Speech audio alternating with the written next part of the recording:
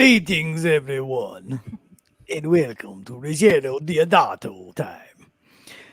So, this is a pretty big show, guys, because we are going to be talking about like probably one of the better known Italian horror film directors, other than Argento and Bava and Fulci, and he's probably most well known due to Quentin Tarantino, I would say, and a lot of the things that happen with his movies through Quentin Tarantino. But we're going to talk about, you know, at least five of his better known films. He's got a lot, though, guys. There's a lot that I couldn't even get to.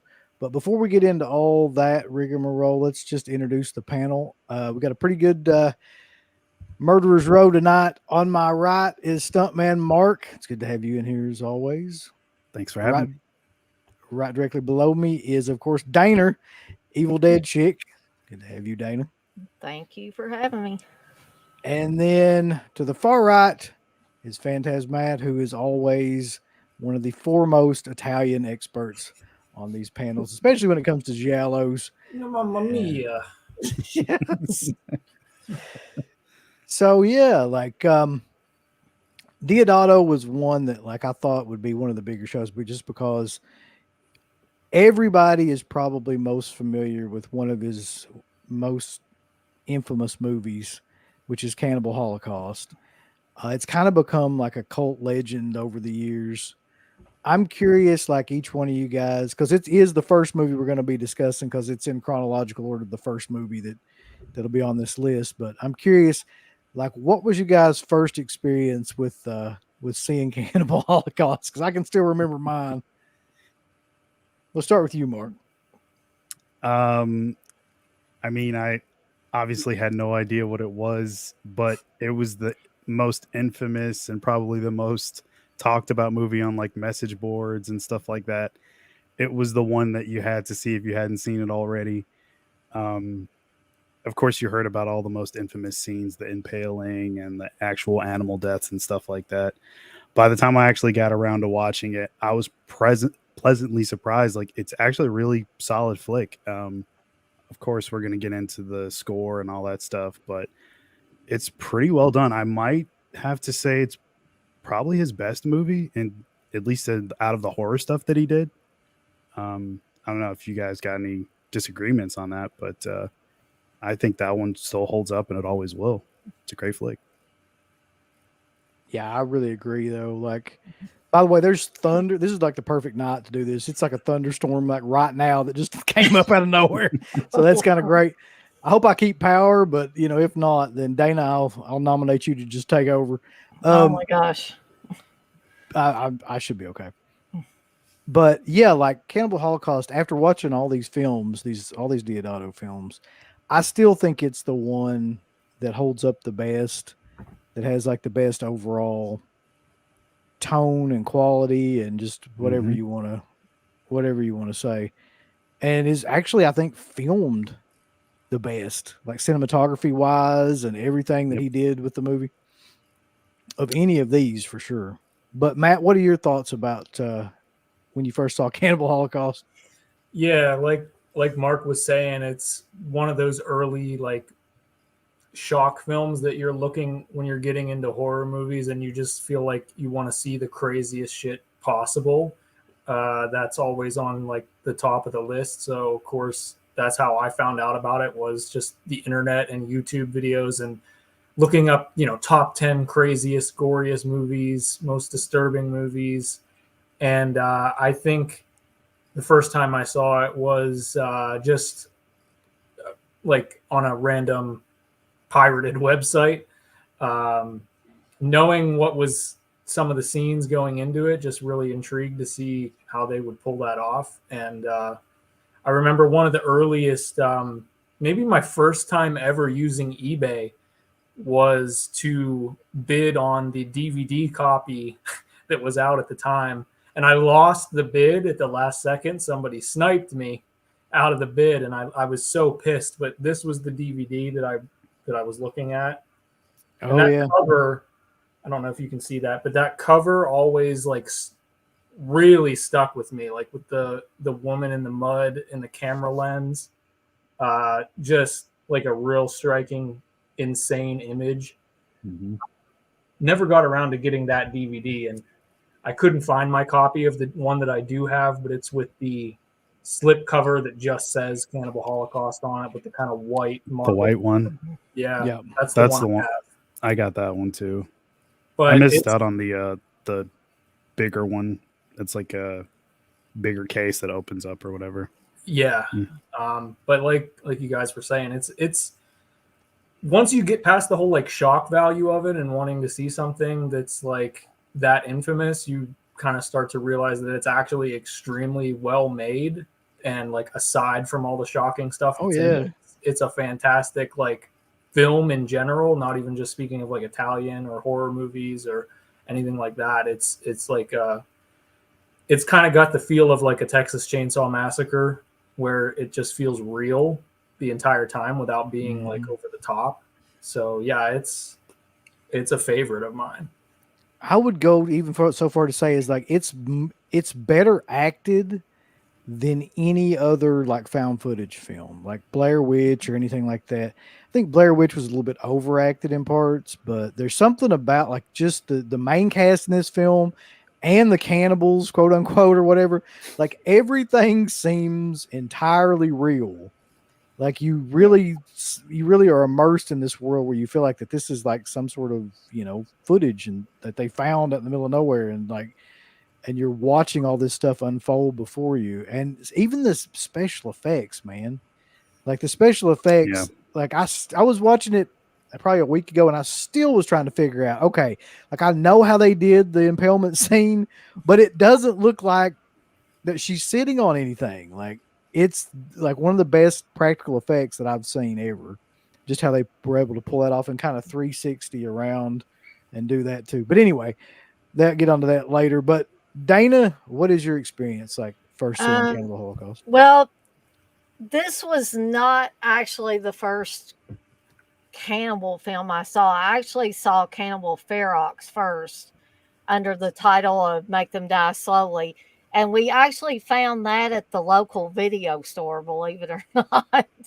My little small town video store had it. So I'd say probably a few years later, I was kind of wanting to see if there were any similar types of films. And I don't know if I was reading a magazine or what I was, a horror magazine, but I came across the title Cannibal Holocaust and I was like, let me try this out. So I ended up blind buying it, I believe. And oh my gosh, I was like, this isn't Cannibal Ferox. This is something totally, totally different. And I agree that it looks real.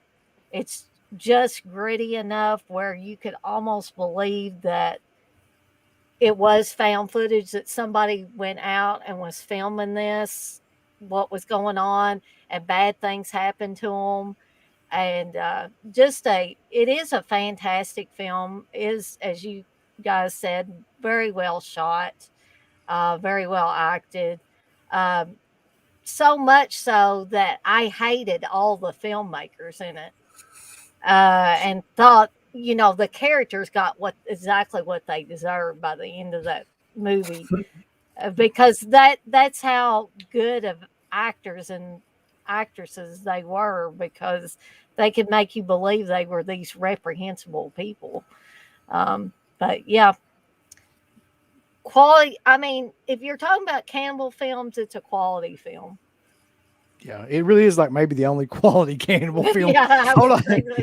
So before we get into the actual movie itself, let's go into the chat real quick and see who we got. We got online right now. Lord God. Tanya Brown, Texas, HXCX in here. Good to have you all in here. Matt, not that Matt, but there's another Matt. Scratch Burno, Witch Hunter, Magic Hands. That's a good one. Vanderhoff Rules, Crash 517, Manic Exorcism, the Mayor. Steve's in here, Dana. Did you wake him up? No. Oh. That's I think that's fake Steve, because no, that's real Steve. He's just in there in the bedroom. he's on his phone or something. That's what he secretly does while we're in here doing it. Blissful's in there to see Blissful. Nicholas C. Day. He brings up a good point about the score, which I'm sure we'll be talking about. And Peter Noonan and Beauregard 77. So hello everybody. Welcome to Ruggero Deodato on Tour of Italy. And so let's talk about 1980s Cannibal Holocaust. I don't know if it was the first found footage film. A lot of people seem to indicate that it was. I'm sure there's some fucking French film that nobody's ever seen that really is like the first found footage film. That's the way it always works. But this is definitely the one that gave like that format kind of infamy. And the basic story is just kind of that you have a group that goes into the Amazonian jungle and they mess with a bunch of cannibals and end up like burning down their houses and raping and pillaging and doing all this other stuff. And they reap the unfortunate consequences of their actions when the cannibals strike back. That's the basic plot of the film. Now, the really great part about the film is that somehow or another, and I don't know how, through a combination of like including real animal death, which is in this movie, and everybody always talks about that, and really, really good practical makeup effects, they make this film seem like it's actually happening in front of you. So, I mean, and in a way that I know people hate the animal cruelty part of it, but in a way that really makes you think that something's going on because you're thinking like, well, shit, if they're really doing this and it's on camera, like, I mean, they're probably really doing the other stuff too. At least that's the way I always kind of looked at it. Yeah, it's like it's a tough one because like that is a common theme in these Italian films of that time, especially like the cannibal related films. And I would guess this would have been the first one to do that. I mean, Ferox had some of that as well, if I remember correctly, with like some maybe the snakes or a monkey or something like that. But it's tough to watch. It's it's not fun to watch at all. You don't like watching the turtle decapitation, man? Like it's not like your favorite. Yeah. That's had to like scar me for weeks the first time I saw that because it's just there's no other way to put it. It's extremely brutal and like they don't shy away from showing any of the gory details of it at all. So no. But like I said, like even like past that point of like just the shock value of that, the other special effects like you were talking about are so real looking that you wouldn't really go, oh, that's clearly I can see how they did that, or anything like that. It's just like really realistic looking, and the whole vibe of the movie is just downbeat, so it kind of feels like a documentary almost. Mm-hmm. The weird part about it too is that, I mean, and he even mentioned this in a documentary that I watched. Deodato mentioned this, that like, so he knew how downbeat it was. So his idea, and this idea basically makes this movie, I think, what it is today. His idea was to counterbalance the brutality with the score, which is like this beautiful, uplifting kind of score. Mm-hmm. And so I always wondered about that until I saw that documentary, and he was just like, no, I just did that because I knew how like, gory and downbeat everything was. So I'm like, I'm going to make it better by putting this awesome, like uplifting score in it. What it really did was just make it even more disturbing. Yeah, it did. It made it worse because that as soon as that, I mean, that's, I guess we could go into the score a little bit now. Like as soon as that first guitar chord hits at the beginning credits, and there's not even a title yet, and it's just the plane shot over the muddy, just dirt, water and stuff, and that uplifting kind of guitar, kind of like calming, relaxing. You're like, there's something really putting me off about this, or I like the music a lot, but you just have this brooding feeling that something's not right, and it's not. It's crazy the contrast between the two, like the score and what's going on in front of you. It's like, Yeah, I mean, if anybody likes film music or just soundtrack music in general, I mean, the Cannibal Holocaust theme music is like absolutely necessary for you to hear. This is like the CD version that I have. I think Grindhouse actually released this. Grindhouse releasing, not Grindhouse Video. right. But it's got like a poster, which I can't show because it's got some details in Got there. boobies on it. Yeah, Some well, it naughty doesn't- bits. Yeah. I'm pretty sure it's the picture of the woman that's like up against a log, and like the torso is just split down the middle. Yeah. But then I brought along the vinyl soundtrack. Nice. copy that I have. Oh, nice. That's from Mondo. Put this one out. So yeah, it's just the absolute must hear. Even if you maybe don't think you have the guts to watch the movie, The go ahead guts. and check out the soundtrack. Fantastic soundtrack. I mean, you can listen to it just on its own and enjoy it, but once you've seen the movie, you'll never hear the music the same again. No, you can't like erase those images like after you've seen it. No. No. Are any of you guys like familiar with anything else that Riz Ortolani did besides Cannibal Holocaust? I mean, I know that's like the most infamous one that everybody brings up. He did the soundtrack for House on the Edge of the Park. Yeah. Did he? Yeah. Okay. And Yeah. then Mondo Cane, which is like that. When did that come out? Like in the 60s? 60s, yeah. Mhm. I think he was on the soundtrack for that. Okay. He was a really well known Italian composer because like he was known for like these beautiful kind of scores that at that time that he did even before Deodato got him for this movie. So it's just wild to me that he ended up mostly being known for this. Like, Yeah. So, Yeah. But it's beautiful work. I mean, it's Yeah. he at least he is, and people don't just pay attention to like how grotesque the film is. They look at the quality of his work, so that's a good thing. Am I incorrect in saying this? Did he do the music for Madhouse? God, I hope not. That movie's awful. Hey,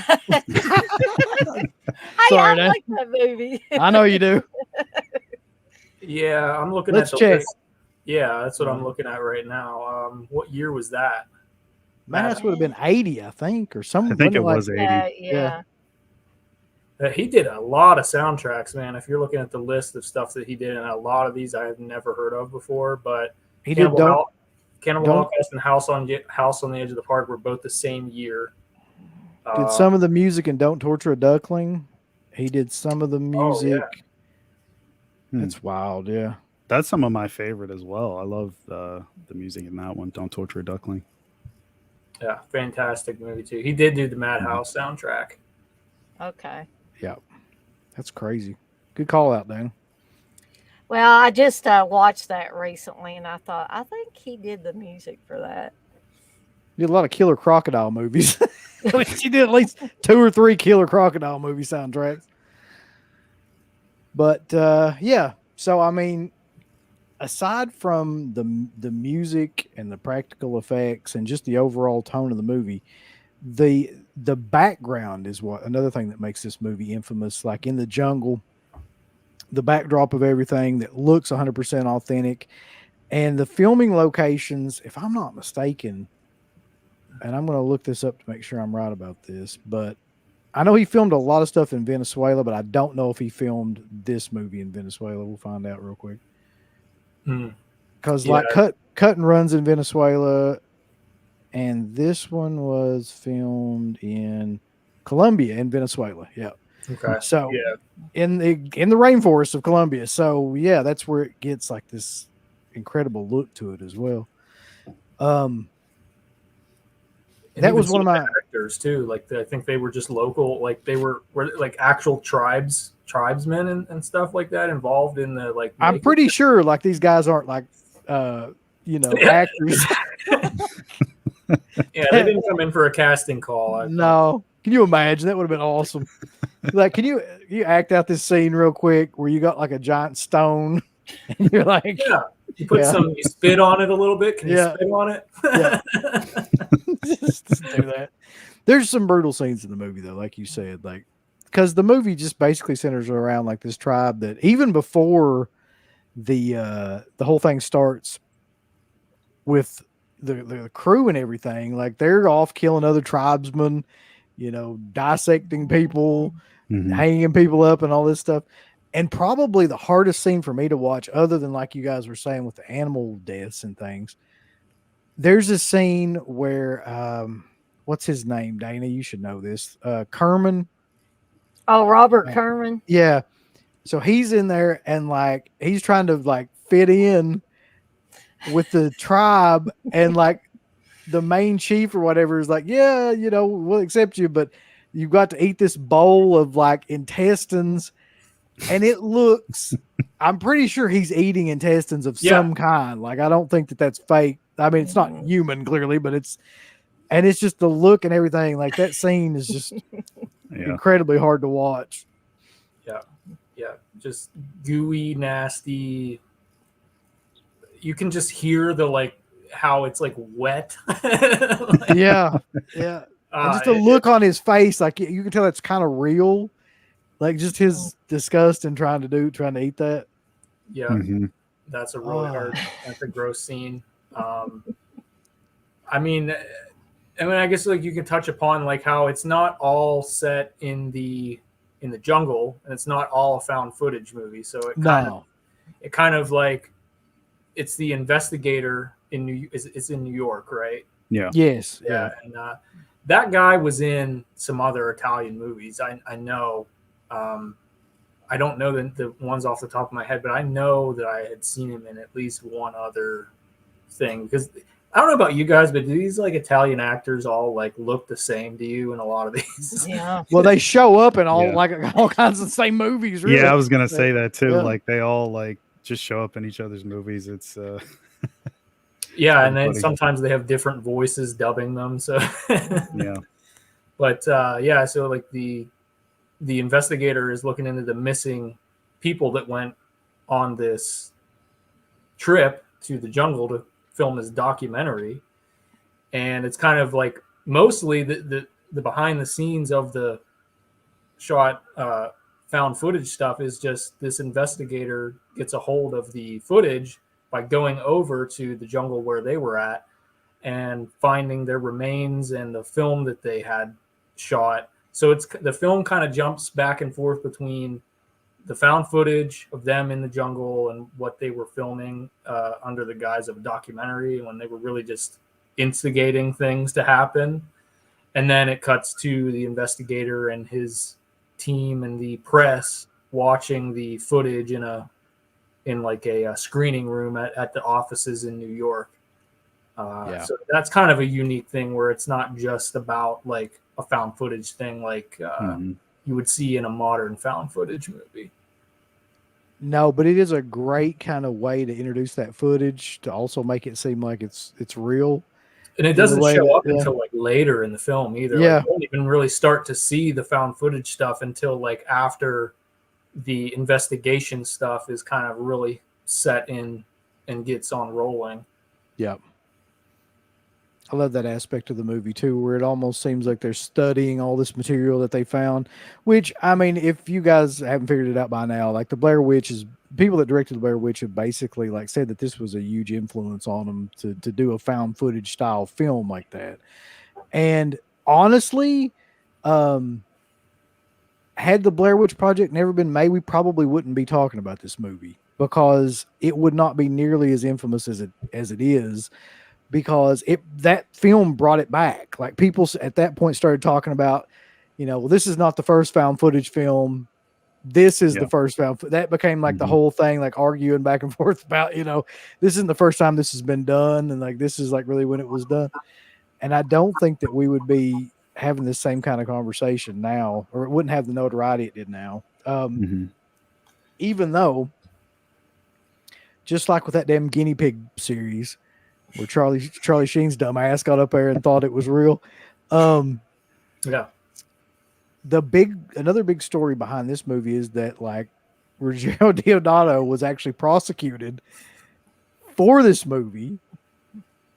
He actually was prosecuted, by the way. Like they didn't get him, of course, for like murder or anything like that, but they got him for like animal cruelty somehow or another, like for the animal deaths in the film.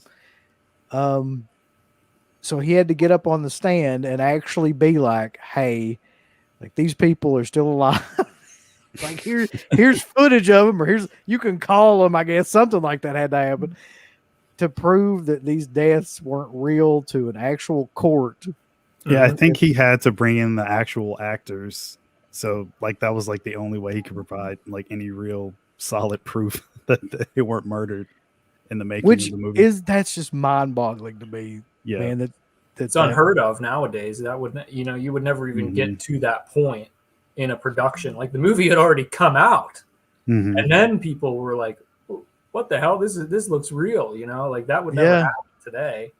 Back then, though, it was like, and just to think like that this movie was in mainstream theaters, like on 42nd Street in New York. Yes, other theaters around the United States. I mean, I remember. It's just you would never see that happen today. I remember when the Green Inferno came out, which was Eli Roth's like homage to Cannibal Holocaust, and when people were kind of like, "Oh, it's only going to be in a couple theaters, like it's not going to be released because it's so brutal and this and that." And I mean, I saw it in the theater, and it doesn't really. It's fucking goofy, is what it is. Yeah. They all get high and like get the munchies. I'm just like, man. Like, what are you doing? I remember the only thing I remember about the Green Inferno is that guy just having explosive diarrhea when they're locked in that cage. Yeah. And it's like you got like the noises and the sound effects and everything, and I was like, this Eli Roth is clearly just like taking the piss on this whole movie. Like it. I expected so much more because I knew how big of a fan he was of it. Yes. And I'm like, well, at least he'll like you can't screw up this. Like it's such an easy premise. It's a cannibal movie. You can kind of do your business, tell your story, get in and get out, and somewhat entertain the audience. So I went to go see it just like you, Matt, and I was so disappointed. Yeah. I'm laughing the whole time. Yeah, like this is not what I wanted, but it's hilarious, but just in the worst way possible. It's so bad.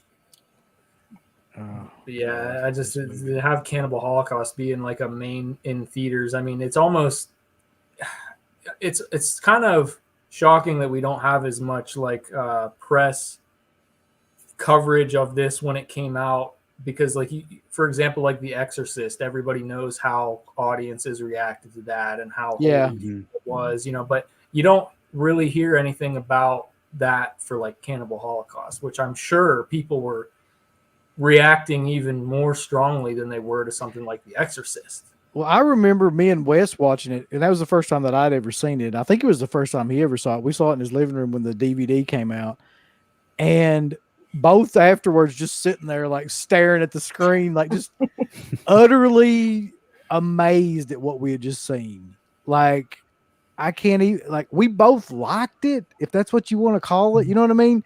Or at least appreciated it, but we were absolutely just fucking dumbfounded, gobsmacked, if you will, that about what we had seen. So I can imagine, and we'd already seen like a million horror movies by then, so I can imagine people just coming in off the street at some theater and seeing this movie, like, no. Yeah. I wonder if they had to deal with any like huge blowback to the MPAA. I mean, I don't think they were as bad as like what they became, like sort of like toward the mid 80s. So do you guys know if there was a whole lot cut from this in the theatrical run, or I don't ever remember hearing that there was anything cut. That's a good question. I don't either, which is, well, this was 80, so that hadn't all really like started yet. Right. With the video nasties and even any of that stuff. But I've got the trusty thing on here. I'm not entirely sure. As we're looking at, I'm looking for this though. Dana, you got any thoughts about this? Well, other than what I said a little bit earlier, but I like this one better than Cannibal Ferox. I will say that. At first, I think it took me a couple of watches before I decided this is better than Cannibal Ferox. and it's for the same things we all kept saying, that how gritty and realistic it is. I hate the animal cruelty, but I'd have to agree with the rest of you guys that that made it more real. It came home to you. It's like, oh my God, just like you said, Uncle Bill, just, oh my God, if they're doing this to the animals, what might they have done to the actors and actresses in this film? If they're, if they're violent enough to cut a turtle apart on screen, Poor turtle. yeah, poor turtle. What could they have possibly maybe done to the actors in it? I mean, you don't know. If you didn't know anything about Deodato at that time, you could have thought he was a madman. He could have, massacred everybody on the screen. So very well made. Yeah, it would have to be the best of any of the cannibal films that came out.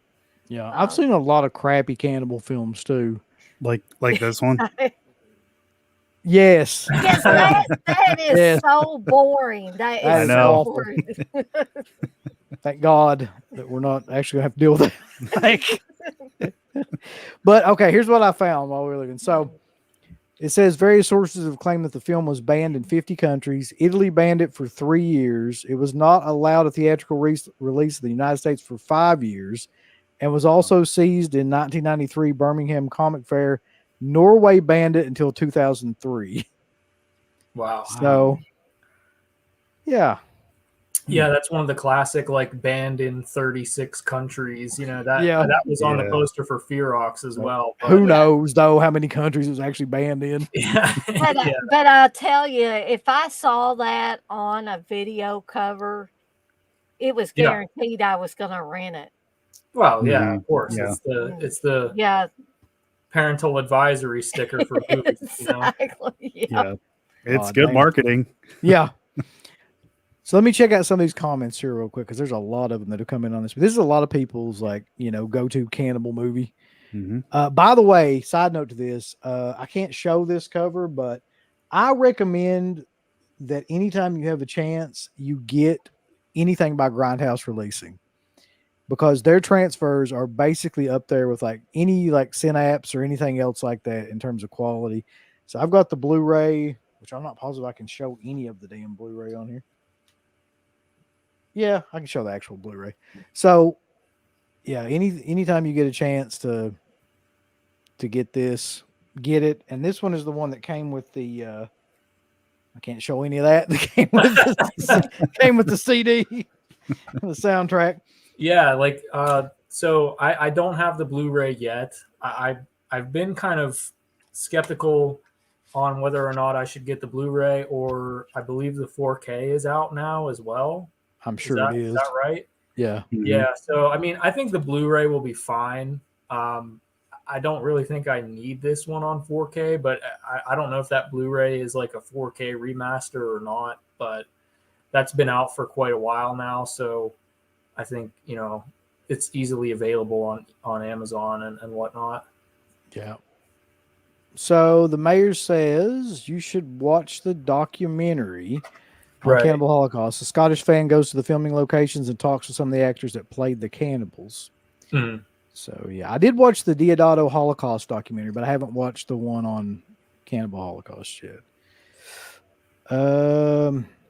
Money say when Mimi says she has never seen this movie, which I can kind of understand that, like, because she can't watch movies like this.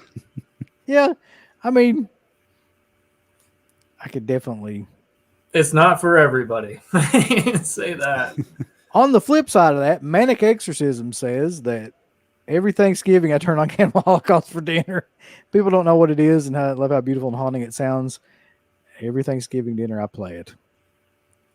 He's probably serious. Jack Frost says they killed a bunch of animals in Ebola syndrome. They did. That movie's even crazier than Cannibal Holocaust in a lot of ways.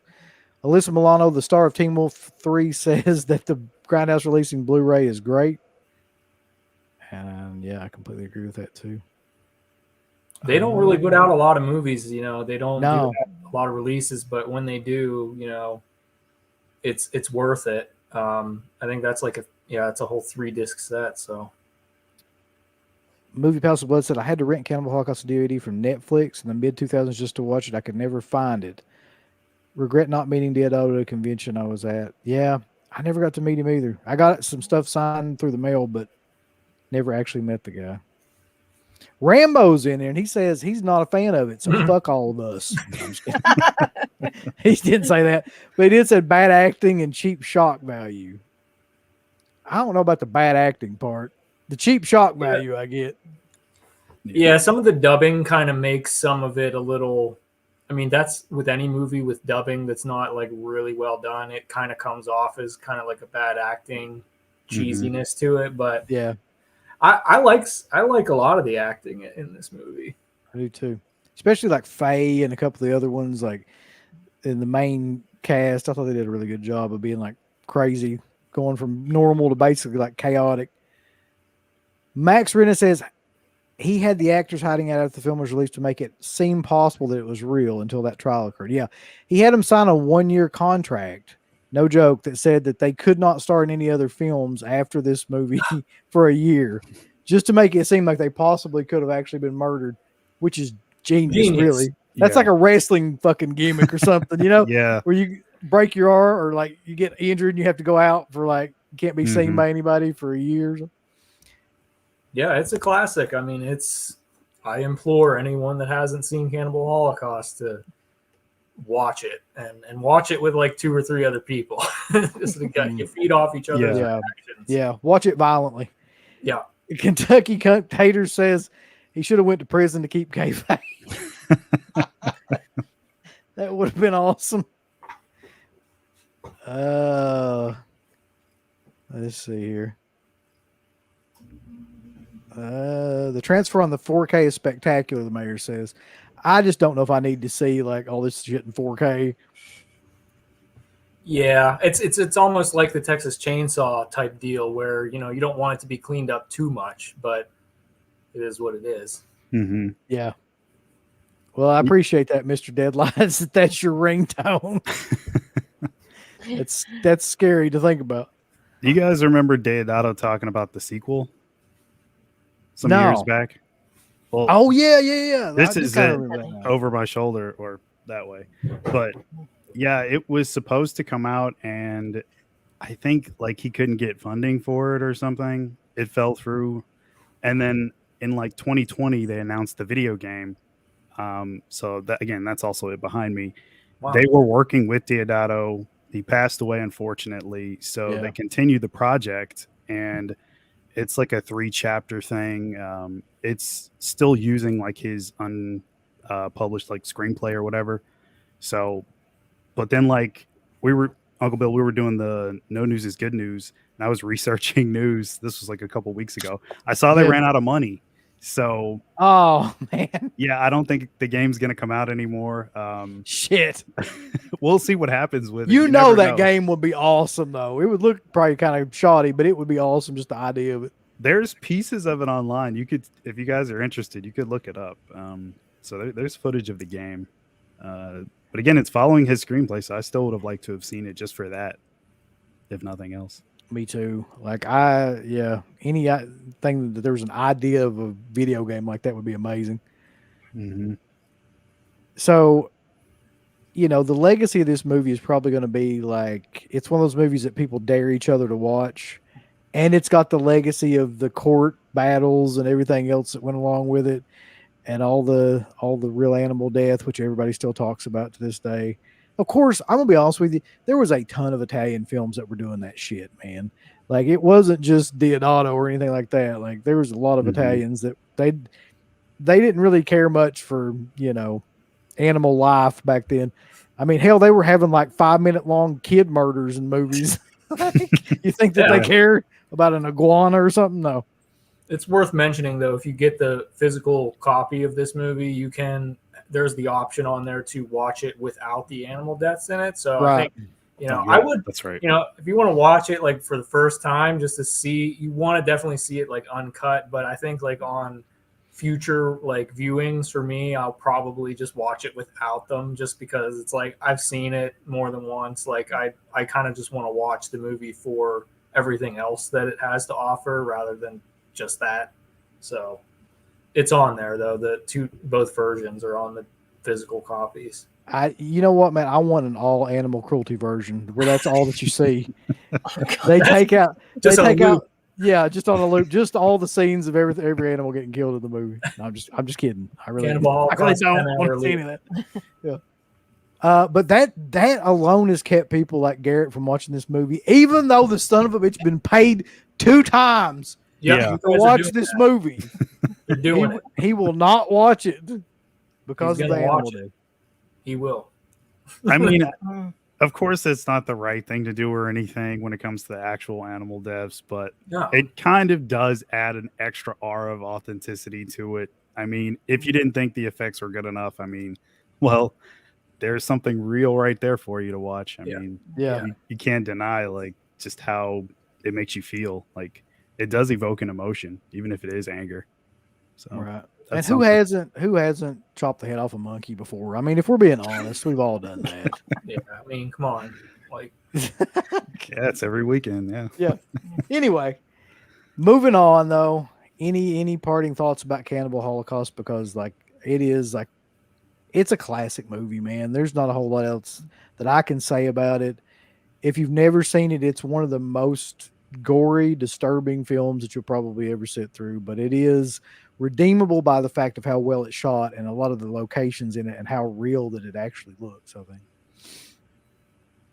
yeah, it's a solid like A+ movie for sure. Just Yeah. absolutely recommend it to anybody who's into like exploitation, horror, anything like that. It's a must see. I'll tell you something funny too. Like in that documentary, they try to get Deodato to talk about all of the rip-offs of it, like all the other cannibal movies, and he's like, he's speaking in Italian, but I'm assuming this is how he's saying it. He's like, "Oh, talk about that pieces of shit. They're not made with care." That's what he says. He says something exactly like that. He's like, "I'm not going to talk about him." So Umberto Lenzi can blow him, I guess. So anyway, the next film we're going to talk about is kind of people always say this is a rip-off of Last House on the Left, but I don't think it is. It's really not. It has some scenes that are like Last House on the Left, but the whole entire plot of this movie is completely 100% different. And that is this gem right here, which is House on the Edge of the Park. Got mine too with the Yeah. slip. With the slip, baby. This is actually Steve's copy. Yeah, this is just an all-out, in my opinion. It's got some hokey scenes in it, but it's kind of a classic too. So Oh, he made this film in '80 as well. And at that time, after all the controversy and everything in Cannibal Holocaust, he was a pretty sought-after director there for a little bit. Unfortunately, he was having to go through all the court shit and everything else at the same time, so that wasn't the best for his career. But this movie was made around that same time, and essentially, that's the reputation I always heard about it, was because it's called House on the Edge of the Park, and Last House on the Left is called what it is. It's got David Hess in it. So everybody always compared the movies, but the plot is nothing like Last House on. And the fact, like, it's actually quite the opposite, like in a lot of ways. It's really just a home invasion movie. Yeah, Mhm. with a twist, which I don't want to talk about, or like, Yeah. but it does definitely have a twist. And but the immediate thing that I noticed about the movie though was, so Last House on the Left starts with these just irredeemable scumbag characters who go around and just, rape and murder these innocent women. But this movie is kind of like these two ne'er-do-well kind of guys, like one of them, Giovanni Lamberto Radici, who was in Cannibal Frogs, and then David Hess, who was, of course, in Last House on the Left. They kind of attend this party and crash this person's party, but in the beginning, you're sympathetic to the characters because, like, number one, they're making fun of, like, the people at this party are making fun of them. Number two, they cheat at poker. So, Yeah. and steal all this guy's money. And then so you're like, okay, so like this guy has a reason at first to kind of go off on these guys, and like he beats the shit out of one or two of them, and like just kind of goes crazy on them. You're like, okay, I kind of get that because like they're messing with him. And then like from there, so it's completely unlike Last House in that way. And then it kind of cycles after that. I think this movie is honestly maybe a notch or two below Cannibal Holocaust, but it's just as much of a must see and a classic. Really, it's again really well made. It has a different feel than Cannibal Holocaust, but I mean it's a totally different setting, obviously different script, different actors, but the music is great. Once again, yeah, same composer as Cannibal Holocaust, and this movie is maybe even more mean-spirited than Cannibal Holocaust. It's extremely mean-spirited, and a lot of like unflinching moments in it as well, with just some of the like abuse that goes on in the movie. But the acting in this is great, again, by David Hess, obviously, and Radici. He just passed away recently, I believe. Yeah. So R.I.P. for him. But I thought about that because pretty much the whole main cast of this film are deceased now, and the director, like Deodato, David Hess, and Giovanni, have all passed away now. So it's kind of sad. Yeah. I love this movie, though. I really like this movie a lot. You're more sympathetic towards I can't remember Radici's character name in this. Do you know what his name was? Well, right there, somebody said it. Ricky. Yeah, Ricky. Okay, yeah. So like, you're definitely more. I believe are they brothers in this, or are they just like no? They're just friends, two buddies on a rape spree. Yeah. So David Hess kind of obviously plays like the dominating character who's just kind of like this I don't give a fuck badass type guy. Now that is part of it that may be like Last House too, when you got the Junior and the Krug character, like, and they're kind of like using that same dynamic in this movie, minus the drug abuse, I guess, but still the same kind of dynamic. Yeah. Of course, Ricky is kind of strange character. You kind of get the idea that maybe he's just like really socially awkward and just kind of like a shy dude who's just kind of going along and looking up to David Hess's character, like, and David Hess kind of talking him into doing things that he doesn't want to do. And I mean, he kind of comes across as the character that you feel the most sympathy for. And then David Hess, of course, you just feel like right from the start is just a total piece of shit. Yeah.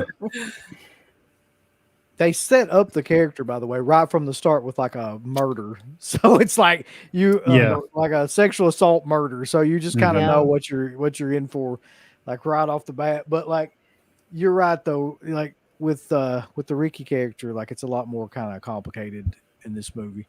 So there's a lot of interesting stuff going on in this movie though, because I'm pretty sure that this is meant to have some social commentary in it, as was Cannibal Holocaust in a way. But like in this one, it's like, because he keeps talking about it, it's like you've got the rich classes, people, rich class that are kind of the owners that are in the house that are taking advantage in the beginning of the poor, like the lower class, and then like they turn the tables on them, and that's kind of part and parcel of what the movie is about in a way too. Yeah. So, I mean, the score to this, I don't know. I mean, we can talk about the score before we really get into the movie, but I got the soundtrack for that one as well. Wow. Finals out like all over. I set them aside ahead of time. I knew I wanted to show them. But that's also from Mondo and Death Waltz. kind of I mean, it's not a disappointing soundtrack. You got that really like funky song written by Riz Ortolani. Yeah. Ortolani, do it to me once more. Yeah. Yeah. Which is really really cool. But it's only got maybe like 5 or 6 tracks, and one of them is an instrumental of the other track. You have like that song "Sweetly," I think in the movie the lyrics are a little bit different. It's like Cindy, he's singing Cindy, like Cindy, yeah. Cindy. But then when it comes on the soundtrack, it's like "Sweetly, oh sweetly." But fantastic soundtrack. This is a really cool like colored vinyl with the blob in the middle. Nice. And that's like a classic shot in the movie there with the The razor switchblade. Yeah. Yeah. But yeah, it's got a kind of dynamic soundtrack with that funky song that I actually have. Like, it's on Spotify. So like I listen to that song here and there. And it's real happy, you know? Yeah. Get yourself worked up. Yeah. And then the Sweetly, oh Sweetly, that one is kind of a haunting, kind of like a it almost reminds you of that. You guys did a review of The Innocents. It kind of has that kind of that kind of tone, yeah. haunting kind of female vocal vibe to it. But yeah, great soundtrack, and yeah, the whole movie's a classic, honestly. That's interesting. You said there was only what you said 6 tracks on it or so? I think so, yeah. 1, 2, 3, 4, 5, 6, yeah. They're all really well placed. I mean, it seems like there would be a lot more music in it, but I guess not. Like, but yeah, anytime of that music pops up, I love it. But as far as the movie though, like it has a really good pace. There's not really any slow moments. You're kind of engaged in everything that David Hess is doing. Somehow he, no matter like how evil he gets in any scene, like he still keeps your attention. Like, and you don't know where he's gonna go with anything.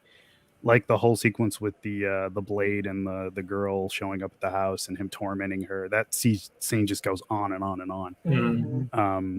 And then I remember watching Hess in an interview. I think it might be on this Blu-ray. I'm not sure, but he said that was like a real sex scene between him and the blonde chick. What's her? Is that Annie Bell? Is that her name? I'm not sure. Yeah. Now, if you're talking about the blonde chick that comes in later in the movie, that's not Annie Bell. Annie Bell is the one that's dressed all in white. Yeah, that's who I'm talking about. Oh, okay. Yeah. He said like because they have like a brief sex scene like in the bedroom like after she showers or something. Yeah. He said all that was real.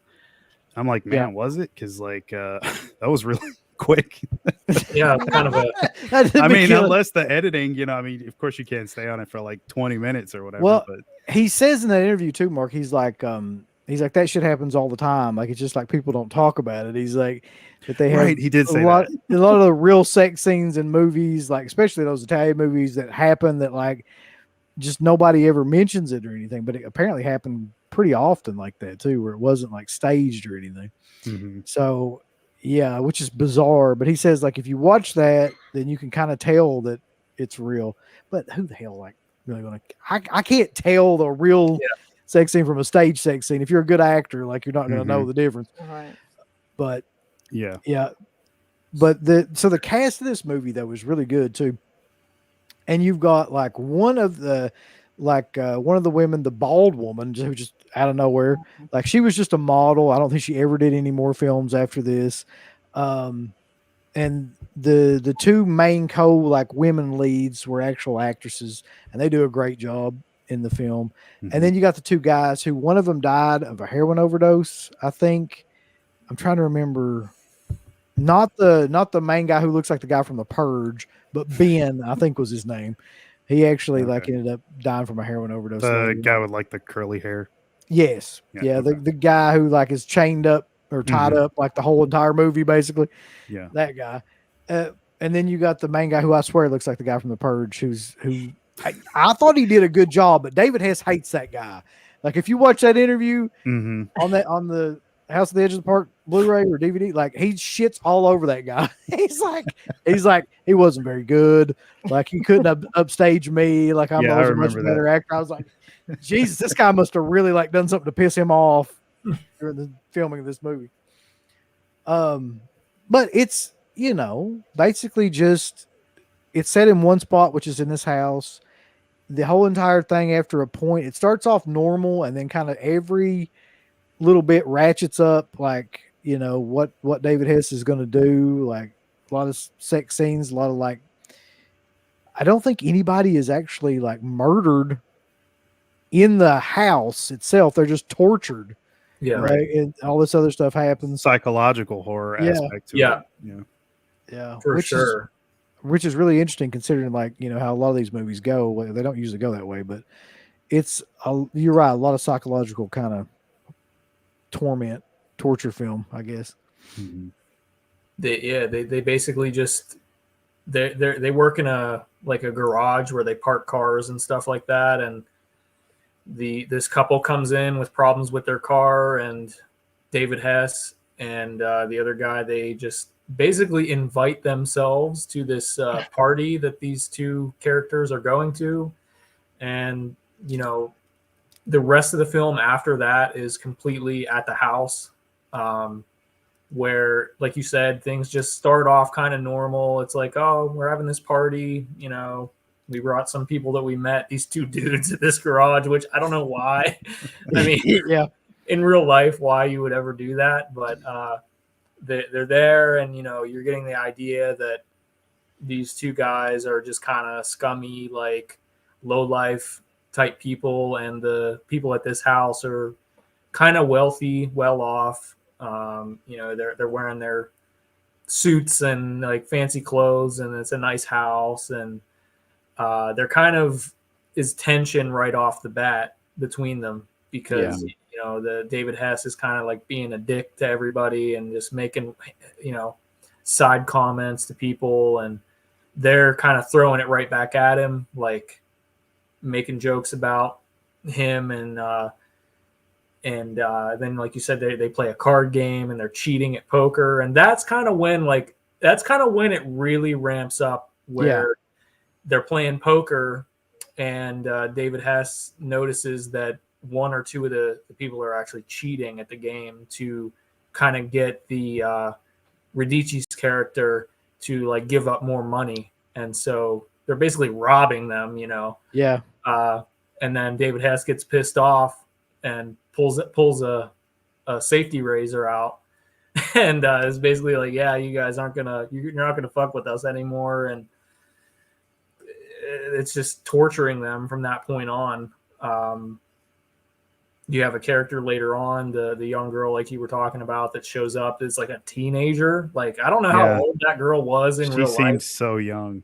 Yeah. Oh, I know. She just like shows up at the party, not knowing that any of this has been going on for the last 35, 40 minutes of the film. And that's a really tough scene.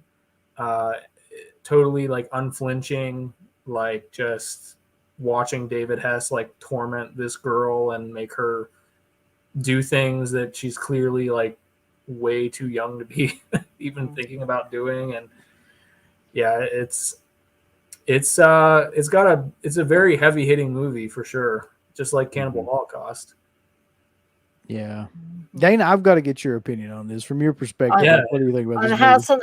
of well, believe it or not, I saw this movie before I ever met Steve, before I even knew who he was. That's hard to believe considering what kind of movie. I know exactly. So it was kind of strange that when we did start a relationship, when I was looking at his movies back here in this room, I was like, I have that one, that one, that one, that one. We almost had the same exact movies. But I did watch this way before, like, I met Steve, met any of you guys. And so I think what made me want to watch this is because I'd previously seen David Hess in Last House on the Left.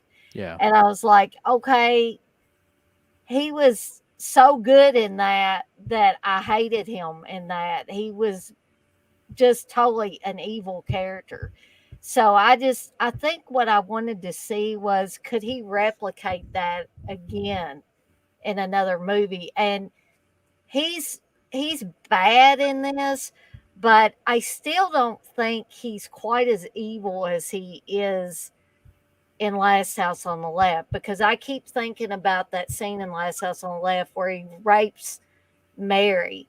And after he's done, he raises up and the spittle is just like, just, ugh, it's on her. It's just like a string of it between his face and her face. And I'm just like, oh God, when I think about that. But he is pretty bad on this movie though. I don't think that he was nearly as like bad in this as he was, but he's basically playing the same role, and he basically is as good in this being like authentic as he was in Last House on the Left, because there's just something about David Hess in that type of role where you just absolutely believe that character like exists. Hitchhike is another great one. Yeah. I love that movie so much. He's just as good as like he is in Last House and Hitchhike. You know what he's not great in though is what Body Count. I was talking about that a little bit later. God Almighty! But well, like I when I watched that, I was wondering like, when is the Hess that we all know going to come out, and he starts like strangling his wife. I'm like, oh, there it is. There it is. There it is. You're like, there's crazy Hess. Yeah. So yeah, I give this movie like the highest recommendation if you're into exploitation style like movies. Now, this is not a movie I would recommend to everybody, especially not somebody that's like, really just casually into horror films or something like that, or just because it's got a lot of really difficult scenes to watch in it. But I think it's worth it for the ending of it too. It's a movie that really has a great payoff. I'll say that as well. Yeah. So yeah. And it's kind of a twist that I hadn't seen the movie in a while, but Severin put out like that new edition. I watched that one and I was like, I kind of forgot about the twist. Like it's not something I often remember. Yeah. Like, because it just kind of pops up out of nowhere. Well, I'm not going to go into what it is, but it's pretty interesting. It's great, but it also has one of the funniest scenes ever in it. I was dying laughing at it, man. Like, the reaction of David. Yeah, I'm sure that when you watch it, just watch it. I'm telling you, if you haven't seen it out there, watch it just for the ending alone. Like you'll laugh, you'll cry. It'll be a torrent of emotions. Yeah, I promise. It really does come as a surprise. I mean, it's a very well done twist. You're kind of like thinking that it's going to be this straightforward story, and then it really throws in that kind of almost like, I hate to bring up Giallo all the time, but it has that kind of vibe where you're just like, oh no, I did not see that coming at all. And again, like, the ending is great twist, and it's also hilarious, with just the reaction of certain people, and there's a little bit of slow-mo in there, and slow-mo is great. So, I will say that I believe this was probably one of Giovanni's favorite films that he was ever in, because when I interviewed him years ago, he talked about this really fondly, and he talked about Deodato fondly as well. Yeah, that would have been. I would love to meet him. Both of them, Deodato and Radici, that would have been great. So Max says, even if you find yourself bored, then stay for, that shit. Stay for the end, basically. Yeah, and I highly recommend the 4K restoration Blu-ray from it's Severin. Great. It really is really great. good. Yeah. I hate Severin, but that's well worth it. Yeah. By the way, while we're on the subject real quick, like, how many times do you think that server is going to crash on Thursday? This fucking sale they're getting ready to have, because these titles they're announcing are like all pretty good, and they never have anything really good. So I kind of feel like there's no chance that server's staying up. Did it crash last year? I actually don't. I think they fixed it. Yeah, so it didn't really crash. it might not crash, but we're all gonna kind of secretly hope it does, just because It's always hilarious to me. yeah. The mayor says, "Isn't the blonde guy the same guy in Tenebrae?" That's what I saw that comment. I was trying to think about that because actually he does look like that guy. He was the writer's assistant. I'd have to go back and watch because I don't know. Yeah, I bought this movie on DVD. That was the first time I saw it, and I always, again, like before we get off of this movie, I always thought that this poster art was like really fantastic. It's one of the best ones, yeah. Kind of I mean, really awesome detail on the cool, like the skull with the tree in the house. Like it's just really cool. I would actually like to get a poster of this, but you never see that. I mean, the ones that you do see online are of the, like, I think there was a poster with the doorway opening and then the razor blade laying on the ground. That's one that you'll find a lot, which is still pretty cool. But yeah, that other poster art is some of my favorite poster art. Darren says the woman who gets murdered at the start was actually Hess's real life wife. So yeah, and I had heard David Hess talk in interviews that he was ashamed of that scene later where he rapes and murders her because he ended up marrying her, so it's kind of bad. I know there's a Steve reference in here somewhere, but I'm just not finding it right now. I'm sure there is. There's probably multiple ones. The mayor brings up a great question, and if anybody in here can tell me this, I would be like very happy. Has David Hess ever played like a nice guy in a movie that you can think of, or is it just all scumbags? I haven't seen all of his movies, so I don't know. I can't recall ever seeing him as a good guy. Yeah, I can't think of any roles where he was a good guy. I can't think of any either. I really can't. Like, I'm struggling to like think of anything where he actually plays even like a decent character. Wild Wrangler, no, I never had a chance to meet Deodato. He did a lot of conventions there towards the end, like when Kill Bill and everything got popular, and Tarantino was kind of hyping him up, and then Cannibal Holocaust got a renaissance. He was doing a lot of conventions, but I never ran into him at any shows. This Severin Blu-ray also does come with the Deodato Holocaust documentary. That I watched. And if you're not able to get that, I think that documentary is also on Tubi. So Tubi. Nice. So we have broken a bit of a milestone here. I think this has been our most watched episode yet. We've got over 100 people watching this right now. So big thanks to everybody out there for that. And up next is a film that'll probably run half of those people off. 1984's seminal classic. I actually like this film a lot, but I'm probably in the minority. Cut and Run. I like it. With Michael Berryman running around.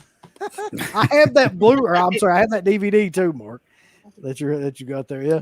Doesn't that's Richard Lynch, right, on the cover? Yes. Yeah. Doesn't he look like Rutger Hauer? Every time I see it, that's what it was. Rutger Hauer, yeah. When I first saw that, yeah. So, a couple of things about this movie. Like the number one thing I want to tell everybody about this movie who has never seen it in the chat or anything. Kino Lorber put it out, and only watch the unrated version of this film. The R-rated version of this film sucks because like they cut out 90% of any kind of like violence or gore in the movie.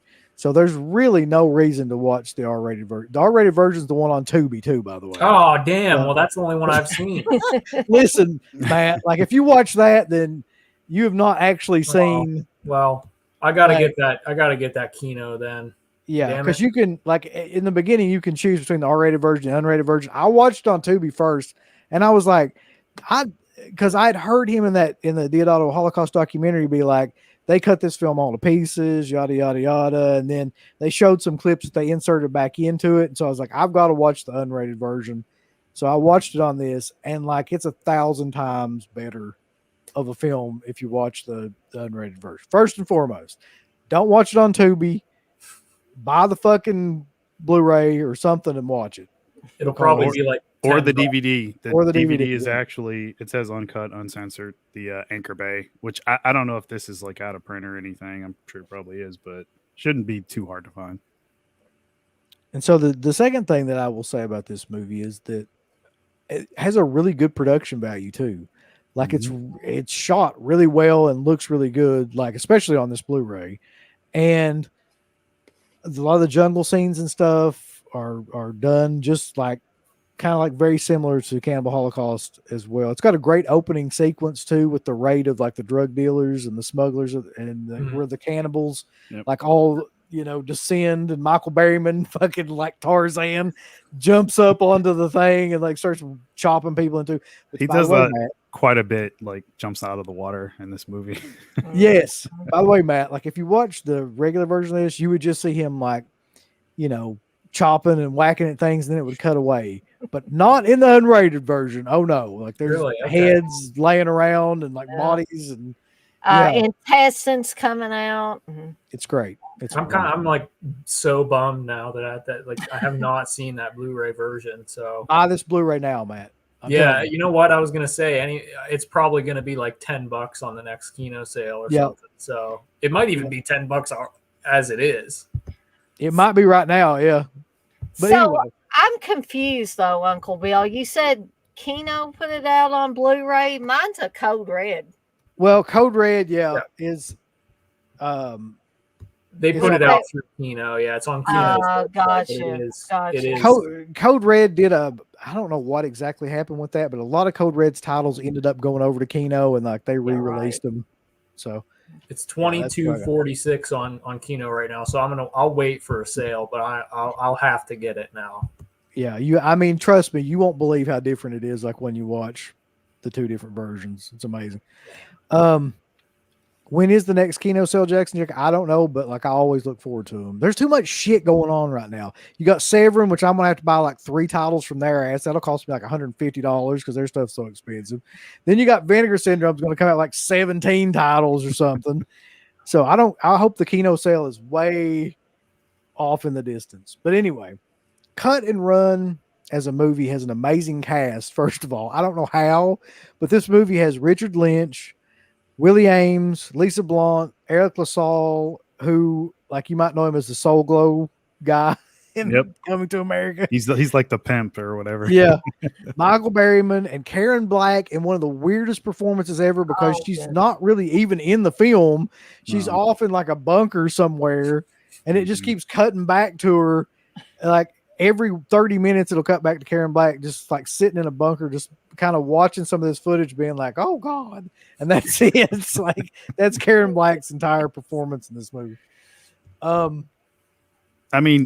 Richard Lynch's performance is kind of weird too in some parts. Like when he gets shot, like in that one scene, he has like almost no reaction, but then like he looks at the blood on his hand. He's like, his face it looks like he just like he forgot to pay his taxes or something. So it's so weird. He sells the gunshot. Yeah, I was like, what the hell? You just got shot, dude. And Richard Lynch, I like the way that they were saying that he was like Jim Jones' right-hand man, and they would show actual Jim Jones footage, and then it'd slide on over to Richard Lynch looking at the camera and grinning. It just adds an extra chilling layer to that, I think. Yeah, it's because Richard Lynch always has to play a cult guy because of the way he looks for some reason. He's always got to be involved in some sort of fucking cult. Yeah. Exactly. Or a terrorist, one of the two. So the Nazis and yeah. But Puppet Master, the loose plot of Cut and Run is basically, so Richard Lynch's got a band of like villagers and also Michael Berryman and some other like random white guy that shows up that I don't even know. Like it never really explains who that guy is, but he's kind of like his assistant, who are attacking all of these drug smugglers in this Amazon jungle kind of region, and they're killing all of them, and then stealing all the drugs and like taking all the back, and it's all because Richard Lynch was part of this kind of like crazy Jim Jones, hippie-esque kind of like thing, and he's trying to take all this back for the sake of society. I think it's like this big speech that he gives at the end of it where society has let him down, so now he's taking revenge on society and using all this money and all this stuff. And it's a really, really weird plot for this, but it's just a setup basically for a bunch of cannibals, or I guess they're just villagers. Maybe they're cannibals. Are they cannibals or just villagers? I think they're just villagers. Yeah, They don't I really don't- ever I don't cannibalize think they anybody. eat Yeah, they rape some of the women in it, but they right. And they're all on cocaine, I'm pretty sure. Yeah, Yeah, that's right. yeah. They love the cocaine in this. They keep stealing it and like using it for their own benefit. But so that's all going on, and then this journalist takes a camera crew into the jungle to investigate like what exactly is going on, and meets up with a bunch of people, and that's the Lisa Blount character. And so in that way, I think it kind of like, I remember him talking about this too. Like the producers of this movie wanted it to be another Cannibal Holocaust, but he didn't want it to really be Cannibal Holocaust. He wanted it to be its own separate thing. So the introduction of the camera crew was kind of inserted into the movie to make it more like Cannibal Holocaust. So you had that kind of, following around camera kind of thing going on in the movie as well. So that's why it kind of doesn't fit in there. But I think that the Lisa Blount character does a good enough job in it. She's a pretty good actress. She kind of pulls it off. And there's a lot of really, really gory death scenes in the movie that center around mostly like people using machetes and things like that on people. If you watch the unrated version, now if you watch it like Matt did, it's a bunch of bullshit. But Yeah, I saw lots of Uzi gunfire in it, though. There's a lot of that. there's a People lot of getting Uzi. shot, but apparently I missed out on all the dirty bits on Well, it. the only reason to watch a movie like this is for those pieces, in my opinion. Like the unrated cut, that's the only reason to watch a movie like this. It may have affected my opinion on the movie because it's been like, I don't know, maybe close to a year since I watched this last on Tubi, and I liked it, but I kind of was like very middle of the road about it. It's not a bad movie, but I think maybe like probably not seeing those unrated parts may have affected my opinion on it. So I do like it, but I definitely now do want to see the other version, the full uncut version, and then I'll probably like it a little bit more. Yeah, I want to hear your review after you've seen the. Yeah. Because this is one of the very few movies where I was like thinking like the uncut version really does make all the difference. Like there's so much crap that gets added back into it. They just butchered the movie really. But so you go through all this stuff with Richard Lynch's band of like marauders killing all these people, and like these characters going into the jungles to find them and do a story about them, whatever. And it's got one of the more crazy endings to it too, with what happens with Richard Lynch, where I was kind of like, I didn't see that coming really. Like, well, I really wasn't expecting that.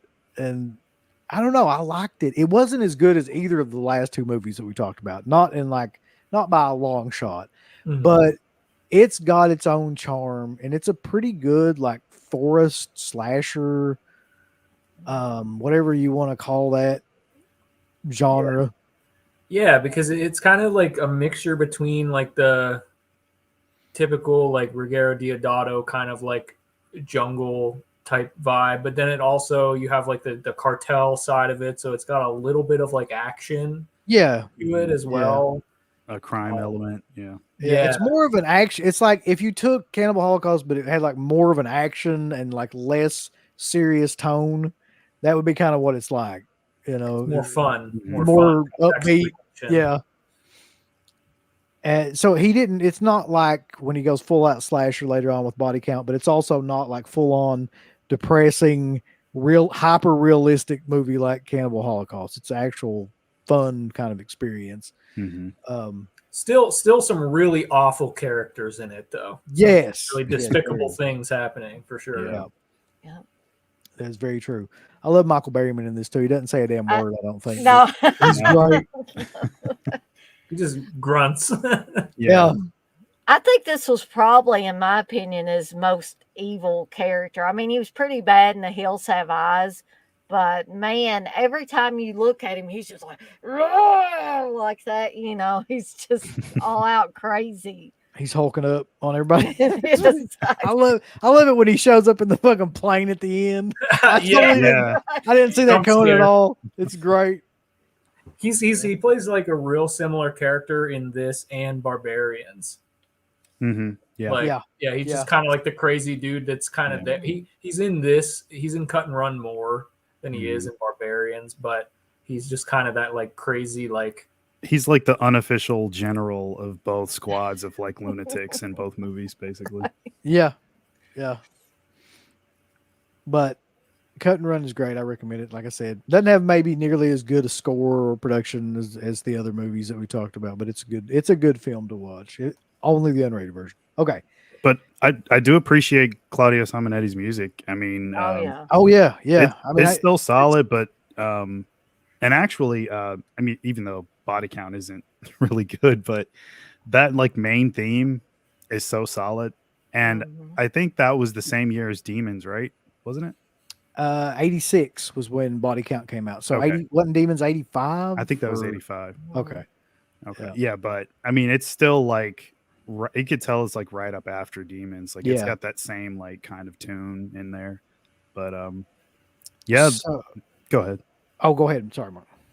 Well, I was just gonna say beyond the music though, it's very, I don't want to say cut and dry, but it is. I mean, it doesn't have any moments where I'm like, what is all this for? What's it leading to? All these characters are kind of interesting in their own way because they're all doing their own thing. But when it all culminates at the end, I do like how it ends. The stuff with Richard Lynch. Yeah. He has this like pet snake or whatever. Yeah, that he just kind of lays around with. Yeah, in the hammock. Yeah. It's very different from anything else Deodato did that I can find. I mean, it's fun. I think everybody should check it out at least once. I do too. Like, I really, really recommend this movie. Like, it's a fun little film. The mayor says this version on Tubi sucks as well. So yeah. Claudio Simonetti did the tunes. Mm-hmm. Yep. This is a good point. Max says, Cut and Run is fun. It's like Deodato light, which is still Deodato, but less calories. It is kind of like that. It's like a less crazy, violent version of other films that he's done. It's How's it going, Bronson? real good, like middle of the road, like between Cannibal Holocaust and like an action movie, like, but it's still Deodato. Yeah, it's a real good like mixture of his most popular work. Yeah. So this is an interesting career trajectory. The mayor says Willie Ames started in the family series Eight is Enough, then Cut and Run, then became a born again Christian, and then played the superhero Bible Man. So that's a hell of a path. I will say Willie Ames cries a lot in this movie. It's like almost every scene he was crying in. I hadn't thought about that, but he does. There's way too many characters in this movie. That's part of the issue I had with it. Is like that there's so many, like, I guess, stars, quote unquote, that they kind of none of them really had anything to do. Willie Ames being one of them, like he just shows up in and out of the movie. He gets lost, runs away for a while, shows back up. Yeah. Karen Black's in it, like in, like I said, little snippets where she's in it for like 30 seconds and then just gone. Richard Lynch is barely in it too. He's kind of just like in and out. So it's weird because they've got these people in the movie, but they're just in it for a few minutes, at most. So I don't know. Maybe that was a budget thing. I'm not entirely sure. Yeah, so, they probably filmed like all Richard Lynch's scenes in like one day, more than likely. The Italians are notorious for doing stuff like that. So up next, though, is a film that is notorious for one thing one thing only, and that's people will not quit bitching about somebody releasing this movie, which has never happened in the United States yet, and that is 1986 Body Count, or as we used to say, Rochelle Deodato's Body Count.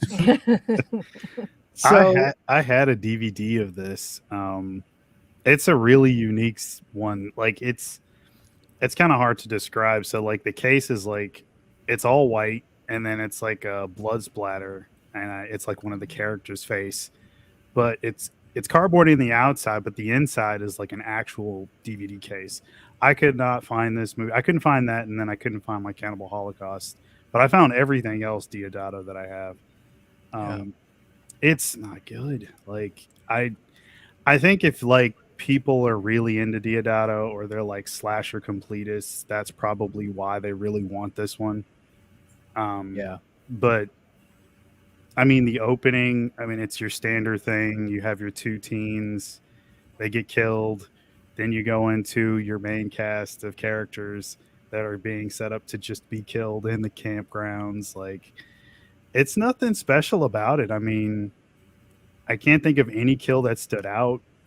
No, that's oh, go ahead, Bart.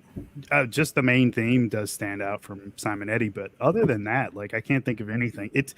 It's like it kind of copies all of the things that are wrong with slashers from the 80s. That's exactly what I was thinking when I was watching it. It's like this is like somebody watched maybe like 10 slasher films, right? Mm-hmm.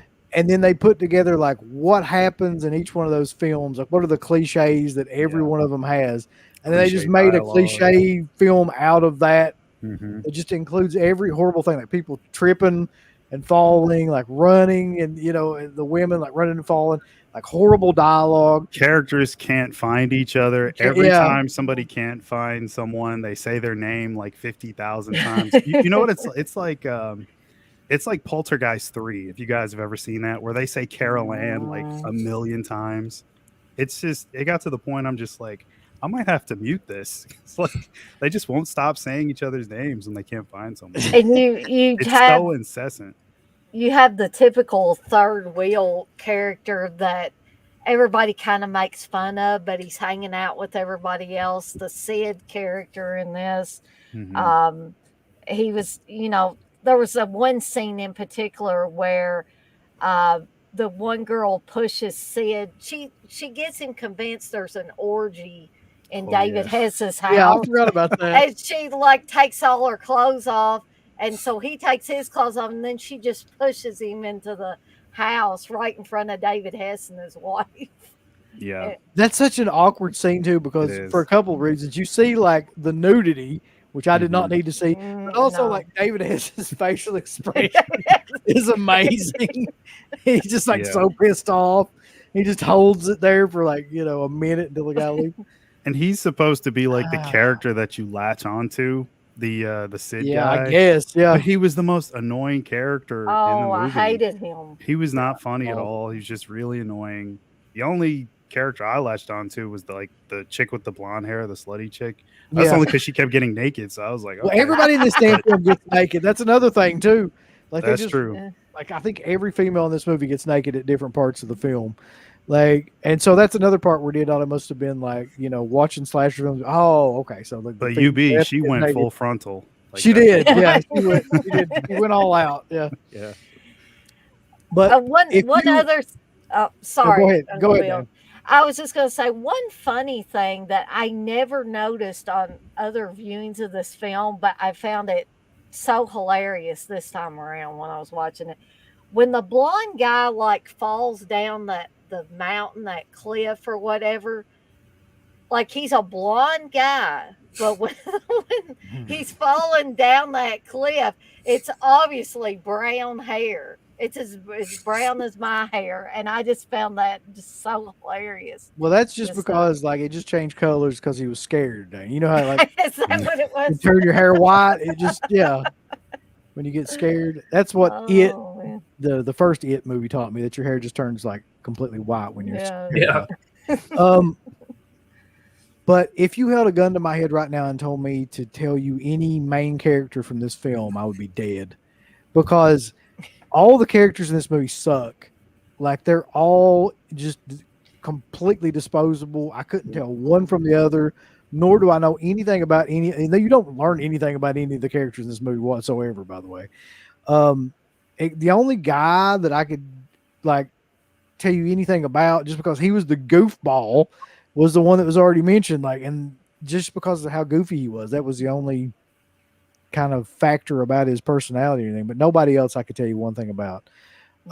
There's a loose plot line going on in this movie too about like, what's his name? The guy's kid, David Hess's kid. Like, so David Hess and his son are at this cabin, and years ago they like witnessed a shaman figure like murder this group of kids or something like that. And one kid, that guy, yeah. So, you know, you fast forward to now, and like David Hess has apparently gone crazy trying to like trap this thing, and he sets all these booby traps and stuff out in the woods to try to trap this, like, you know, this shaman, try to figure out like what's going on with it. And this whole new batch of kids shows up, all like Friday the 13th and shit like that. And that's kind of like the loose narrative of the film of like what's going on. But it really is just about like the name of the movie. It's just about like one person getting killed like right after another. You got like boobies, death, boobies, death, boobies, death, boobies, death. Like, it's really a truly dime a dozen that slasher movie. I mean, there's nothing to write home about. I mean, the one thing I can say that I liked was the mask was cool, kind of an old hag mask. You know, sort of similar to something like Curtains, you know, with the old hag look. Some of the music was okay. I didn't mind some of the music, but other than that, it's really, I just watched it before getting on this stream. I had never seen this movie before, and I already can't tell you like anything about it other than like just remembering how the mask looked kind of cool. And I wonder, Matt, though, if this would be a movie that would really benefit from being like restored, because, and not only just restored, but also like, I have a feeling that there is an uncut version of this film somewhere, because there's a lot of crap in this movie where there's death scenes that like they cutaways. Yeah. Or like I feel like that there's an uncut print of this movie somewhere. Well, you know what? That made me think of something. Does anybody remember Witching Hour video from way back when? It was like a mail order place where you could get VHS. So I don't know where it's at now. I need to try to find it. But I bought a version of Body Count. That's how the first time I saw it, from Witching Hour video, just a blind buy, just sounded good. So I got it. And I believe that version was uncut. So I wish shit. Well, if that's true, yeah, I would love to see that. Well, do you remember if... Oh, go ahead. Well, I was just going to say, Dana, do you remember like if any of the death scenes stood out? Because that's the main thing about this movie I've always thought, is that like none of the death scenes stand out. I mean, there's blood, but like it's all like stab in the stomach or like stab in the hand, or it's very nothing's creative like you would expect from like a Deodato like movie. Unfortunately, it's been so long since I saw that version that I just can't pick anything out. I would love to find it, and I don't know if it's here at me and Steve's house or it's still at my parents' house, buried in the closet somewhere. But I'd really like to find it. That's like one of the main things that I noticed with this movie and the next one that we're going to talk about is this one felt the least like a Deodato movie, and it didn't even feel like an Italian, like sort of even adjacent movie at all. It feels like an American slasher movie all the way through. Like when I think of Ruggero Deodato, it's Cannibal Holocaust, House on the Edge of the Park, Cut and Run. Like those feel like it's like his world and his creation. And then you come to this Body Count, which is absolutely nothing like those. It doesn't feel like those. It doesn't have the same charm. It doesn't have any charm at all. There's no style to it at all. No, it's very just just everything about it is very generic. Like the kills, the camera work, The just editing is bad too. editing, the lighting. I guess the lighting is hard to tell because of how shitty it is, but like the quality wise, but still everything about it is just very generic. Like to the point where it's just a copycat that this could be a million different slasher films that came out during this period of time in the mid 80s too. But like I said, I suspect, and like Dana was saying, that there's an uncut version of this that would probably add like quite a bit to it. There's just so much of this that is just scenes of somebody going, like that, and then it cuts away to nothing, like, or back to something else. So you know that footage is out there like somewhere. And I would love to see like the unrated version of this, just see if it adds anything to the movie as a whole. But it would still look like shit, regardless. I mean, I don't true. know if even the uncut version would add anything to it for me. I mean, I other than maybe it would be cool to see the uncut footage once, but it does. I don't think it's going to make the movie any better because it's so dull. Yeah, it's not good. Like, I don't know why people are obsessed with this movie. People are upset. Like every time we do a show where it's like, what films or would you want to come out like on Blu-ray, or it's this movie always ends up in that format. I think it's the idea that it's an 80s slasher and they see the name Deodato, so they're expecting something more than what they're actually going to get.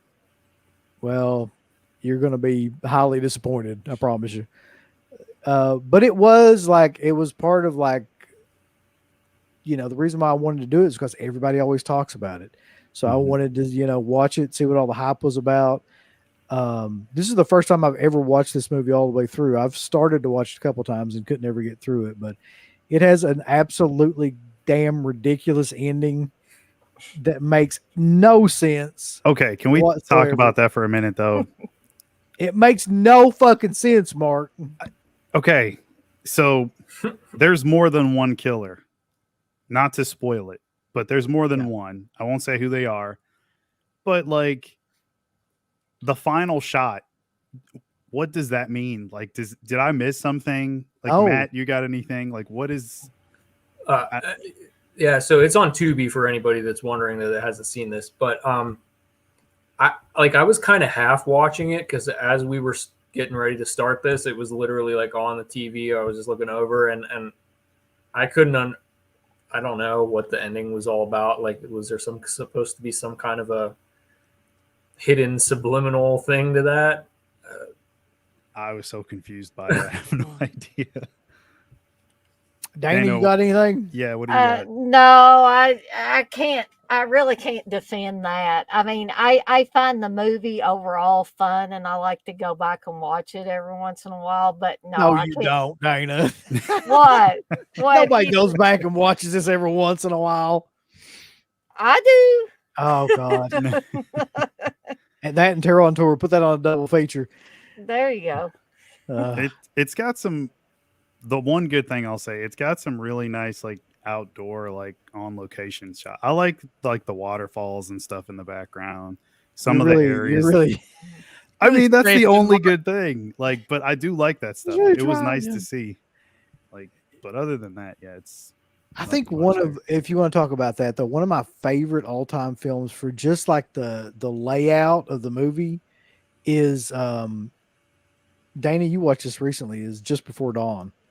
Yeah. Just the landscape that they filmed and everything in that movie is insanely like good. It's like the biggest part of the movie. But anyway, I digress. So the last film that we're going to talk about tonight, and feel free to talk about anything else of his that you want to, that you may have seen. He's got like a ton of other movies, including one with the fucking killer washing machine. Yeah. Oddly enough, I found that one. So I was looking through trying to find my Deodato stuff, and I hope this shows up. Okay, there we go. So it's like, hold on, it's like a washing machine. It's like a metal tin, but the front, my green screen's gonna screw it up. I don't know if you guys can see that.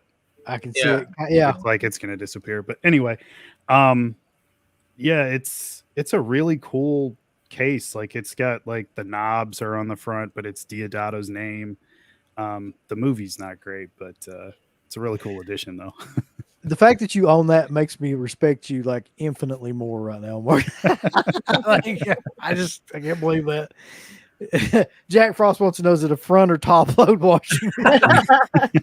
It's important, like distinction. Yeah. But no, and there's other ones too. Like somebody mentioned when they, in preparation for this show, they mentioned that I should watch an earlier film that he did that I've never seen, that I believe is called Live Like a Cop, Die Like a Man, which is kind of like a cop crime drama that he came out with in the 70s.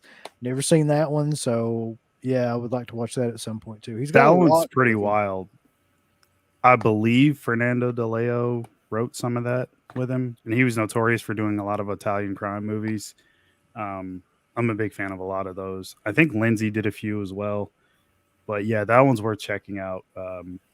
Definitely better than Body Count, I'll say. Yeah.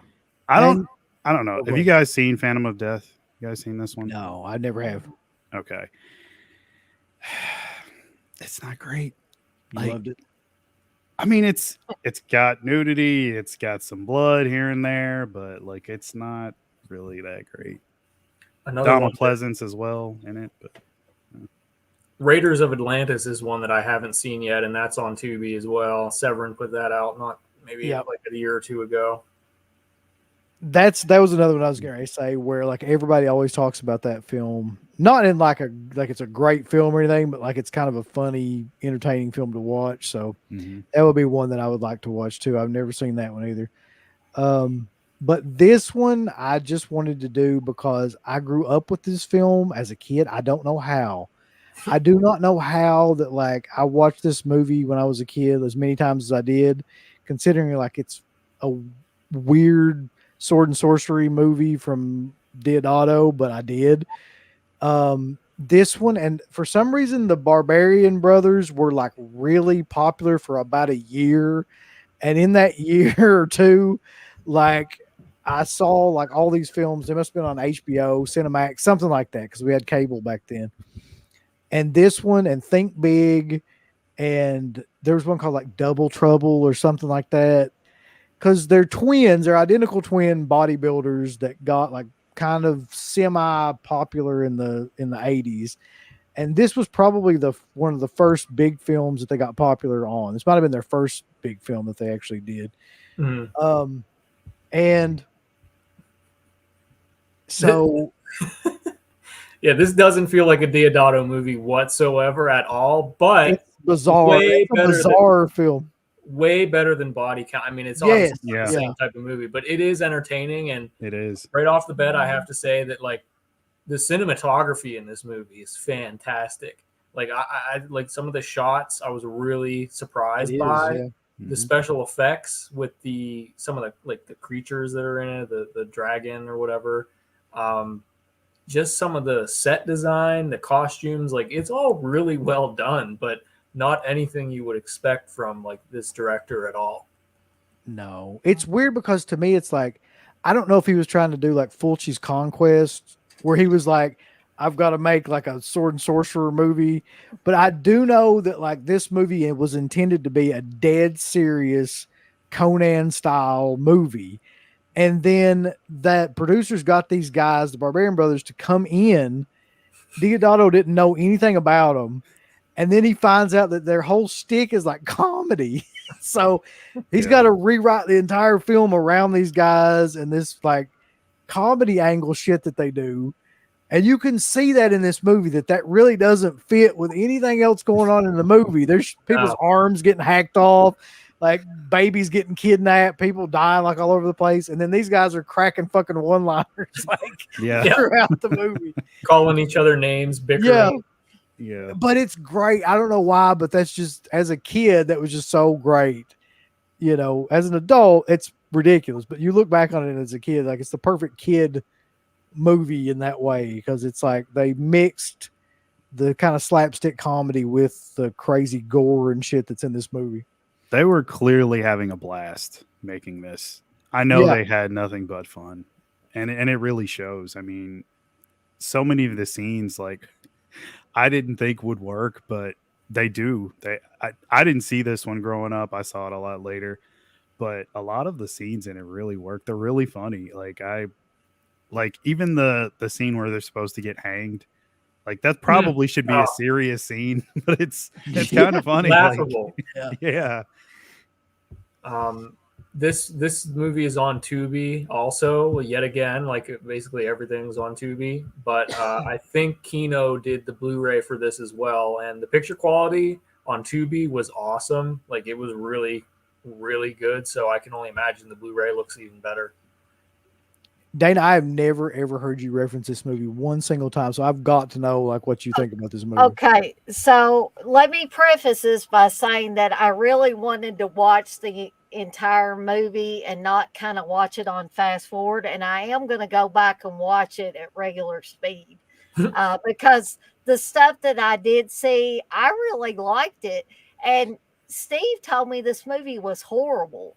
So I don't know if he's getting this confused with another movie or what, but I was like, why did he think this was horrible? I thought it was fun.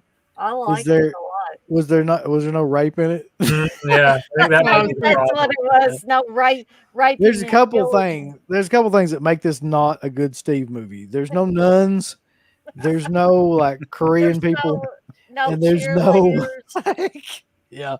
There's no, category 3 kind of shit in it.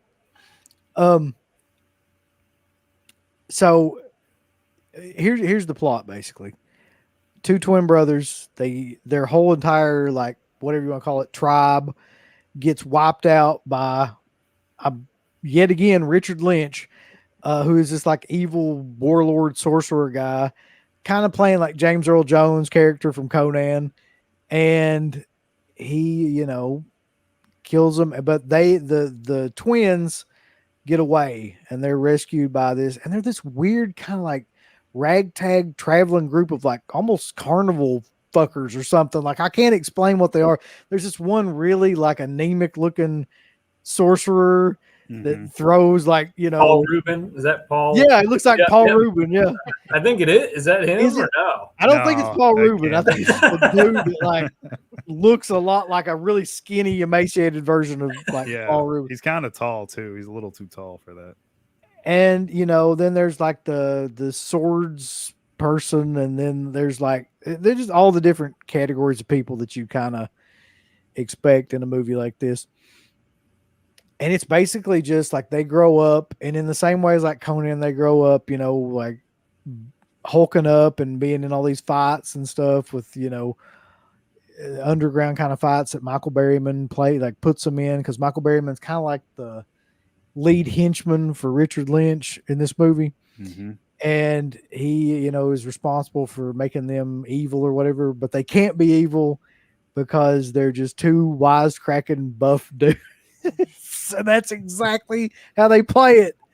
I can't explain it, but like they don't play it straight at all. Like from the very beginning, they're just like cracking jokes and having a great time, and like so you never really feel like they're in any danger or there's any consequences to anything that's going on, because it's all like Three Stooges style slapstick humor. And it's just about a series of hijinks of them going around like trying to get back at Richard Lynch and get revenge. It's essentially a Conan remake. The more I think about it, like it's exactly that. But Richard Lynch's character like has their mom, the woman who like saved them. He has her held captive. Yeah, and he's in love with her, and they were like kind of raised. Like she made a deal when Richard Lynch like captured her.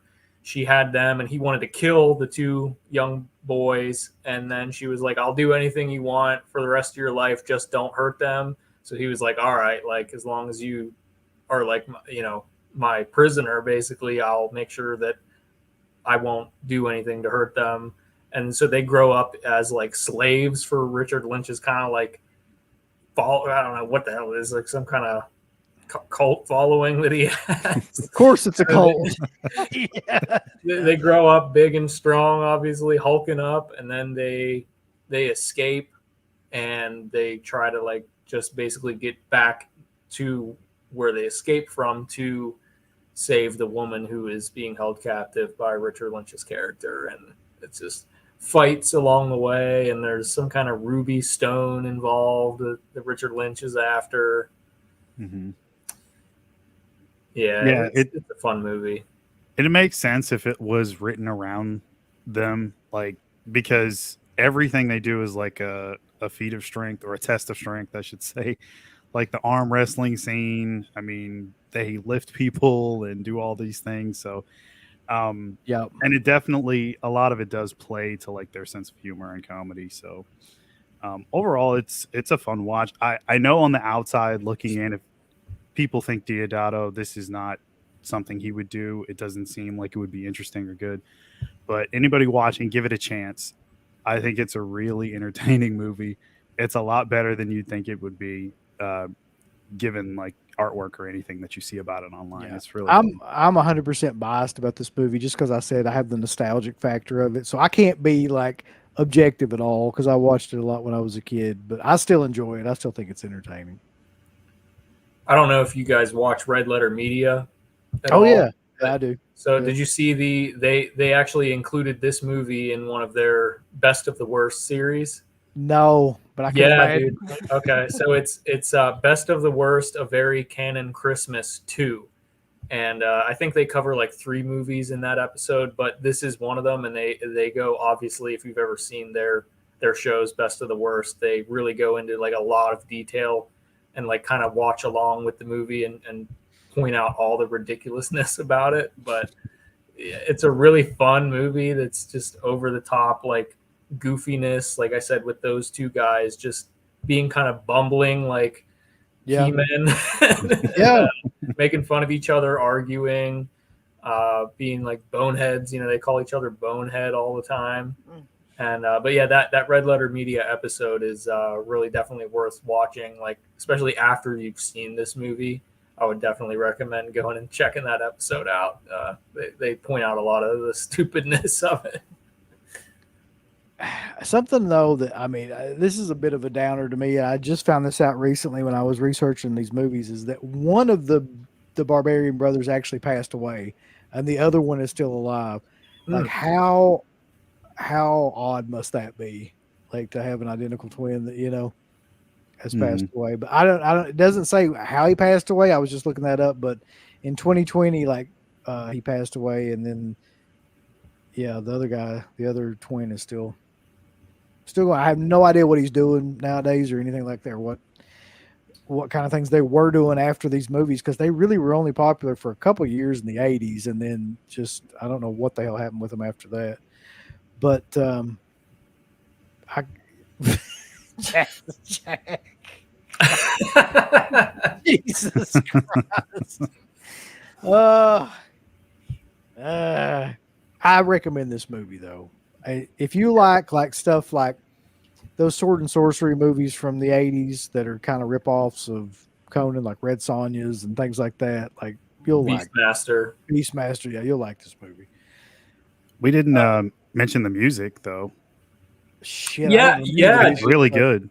Yeah, that main theme, like for this, is very catchy, awesome. Mm-hmm. Yeah, it was. I think the composer was Giuseppe Donaggio. I think that's how you say his name. He did a lot of work with De Palma.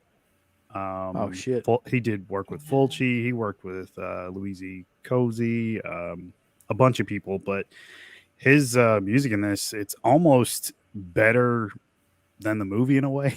That might be blasphemy to Uncle Bill, but it's a lot better than it has any right to be overall. It's really good. Really, really good. It's really catchy. It's kind of like that. It's like almost fight sequence music for like a video game or something, but it comes across as this like it fits well in the movie. It's not like out of place. It's very well, especially like that main theme that they play like 2 or 3 times throughout the movie. I really liked it a lot. So from the chat, the mayor says the Barbarian brothers were also in Natural Born Killers in the deleted scenes. I had no idea that. And Scratch says that they actually had a music video called I'm a Wild One that was made for the movie. It's awesomely bad. I've got to watch that on YouTube now. That's got to be amazing after this show's over with. I did not know that. And a lot of people, I don't think a lot of people have seen this movie.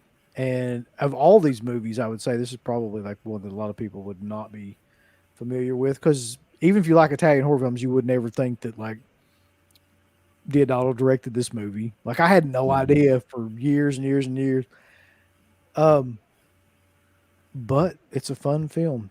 So, Yeah. is there any other films of his that you guys would want to mention that I haven't brought up? Because those were the main ones that I wanted to kind of focus on. Those are the only ones that I've seen. Like these movies that we talked about of his are the only ones that I've ever seen. And Body Count was like a new one for me, and this one was also a pretty new one for me.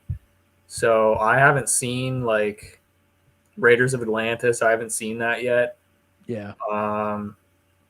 I know that he had like some really bad movies, but Jungle Holocaust, I never saw that. So Don't yeah, I probably won't. spare yourself. Yeah, so Yeah. I'll skip out. That's a pretty awful film. Yeah. That's also on Tubi, but I don't recommend anybody watches it. No. Yeah, most of these are on Tubi, like so definitely not Cannibal Holocaust, but yeah, Barbarians is on there, and Cut and Run used to be on there, but I don't know if it still is or not. But like you said, don't watch it on Tubi because apparently that's the cut version, and Yeah. now I gotta go get the Blu-ray. So Yeah, like later on, he kind of leaned more into, I guess you would call them erotic thrillers / giallos. They have like a murder mystery element, but there's a lot more of an erotic thriller kind of aspect. So those kind of fall in with Phantom of Death, Washing Machine for sure, and the other one. I can't believe there's a fucking film called Washing Machine. Every time you say it, I can't believe it's real. You probably should watch that one. I think you might get a kick out of it. I probably would. Isn't there one not by Deodato but by somebody else? Isn't there one called Rubber that's about a killer tire or something like Yes. that? there Yeah, is. I have seen that actually from I think- Magnet, I think, releasing. I think Steve has seen it too. But there was and I bought a movie in like a Severin pack that I haven't watched. His called like Ballad in Blood, I believe was the name of it, which is like one of the later films that he did. I have no idea if that movie's worth a shit or not. Steve The one and I may have seen that one, but I can't remember a lot about it. Is that from like 2016 ish? Like, It's like much later. It might be one of the last films he ever did. I think I remember that one. I don't remember it being very good. That's a If it's the shame. one I'm thinking about, it's not good. Live Like a Cop, Die Like a Man is another one that I've seen a couple of people mention. Yep. And that is one from 1976. Doesn't look like it's streaming anywhere for free, but it might actually be on YouTube. Somebody might have uploaded it. So I think it is on YouTube. okay. That's where I watched it a while ago. Okay. I don't know if it's still up there though, but it's worth it. I honestly, anytime you see like Fernando De Leo like writing any of those like crime movies, they're always worth watching. I mean, he worked on the Dollars trilogy. That's probably his most well-known thing that he did. And then he's got a lot of his own movies as well, like Caliber 9 and stuff. And like him and Lindsay, like I mentioned earlier, like the Italian crime movies are pretty good. The stuff from the 70s. Yeah, the Policio Tetsi or whatever. I think that's how you Mhm. say it. I have Yeah. that box set, the Years of Lead that Arrow put out, which is like Nice. all Italian Policio Mhm. Tetsi, and they're literally just crime exploitation. Like it's just Mhm. exploitation films on the streets, and I think there was a Severin just put out a set that was the same type of deal. Was it Mean? It's not Mean Streets. Is that what it's called? They call No, definitely not Mean Streets. Yeah, that's the Scorsese. Violent Streets. I think. Violent Streets. Okay. Yeah.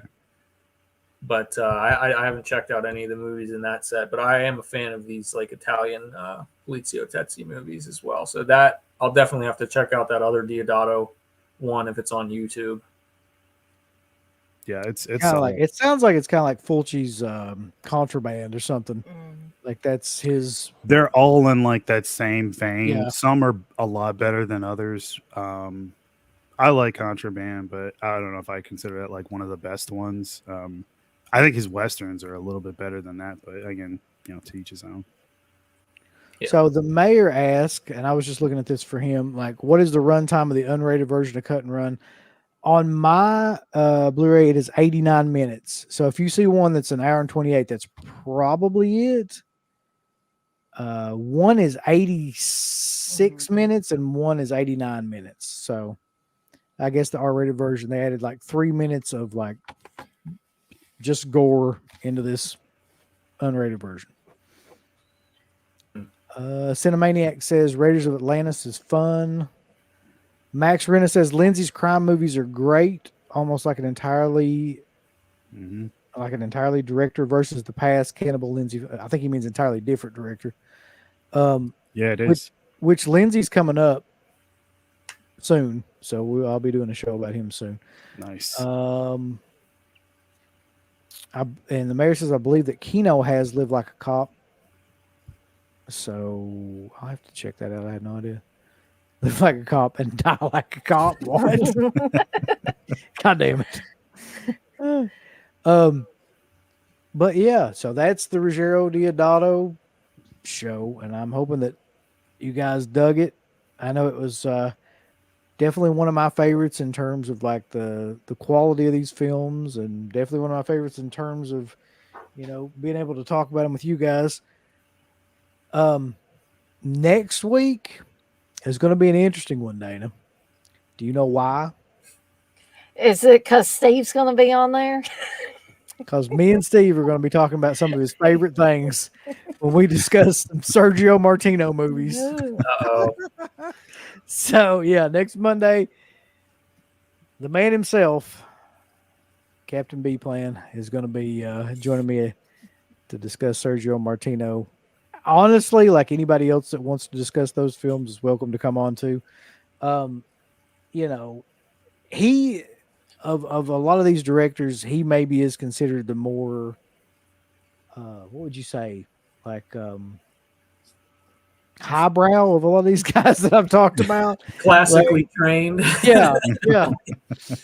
So I mean, we've gone through so far Bruno Mattei, Lamberto Bava, Ruggero Deodato, so he's probably like people consider him a little bit of a step up in terms of like class and direction of films and things like that. So Yeah, especially with Edwidge Finneck Yeah, and yeah. like almost all of them. I mean, that's just like alone worth Which- watching. Yeah, I love watching her in anything. She's Isn't, actually also in Deodato's Phantom of Death. If anybody wants to see right. I forgot about anything that. she's in that too. Isn't that one of Steve's favorites, though, Dana? I remember him talking about. Edwidge. Yeah. Yeah. She is her and Rosalba Neri. He talks about both of them quite often. I'm on Steve's side on this one. Yeah, me too. Yeah, I I gotta say, know. he's got good taste there. Total eye candy. I'll agree with that, and I think that Edwidge is very attractive woman.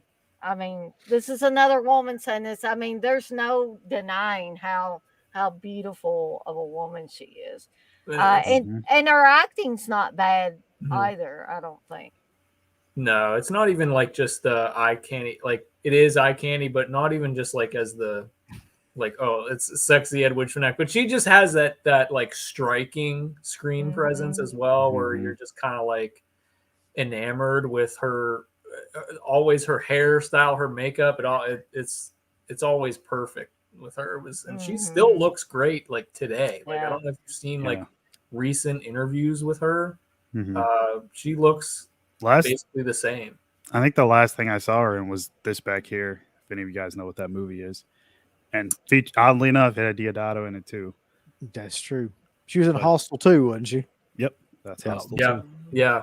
She's they just interviewed her for one of the new Severin releases that's coming out with that. It's the mini series that Martino directed, Okay. and she has a brand new interview on there.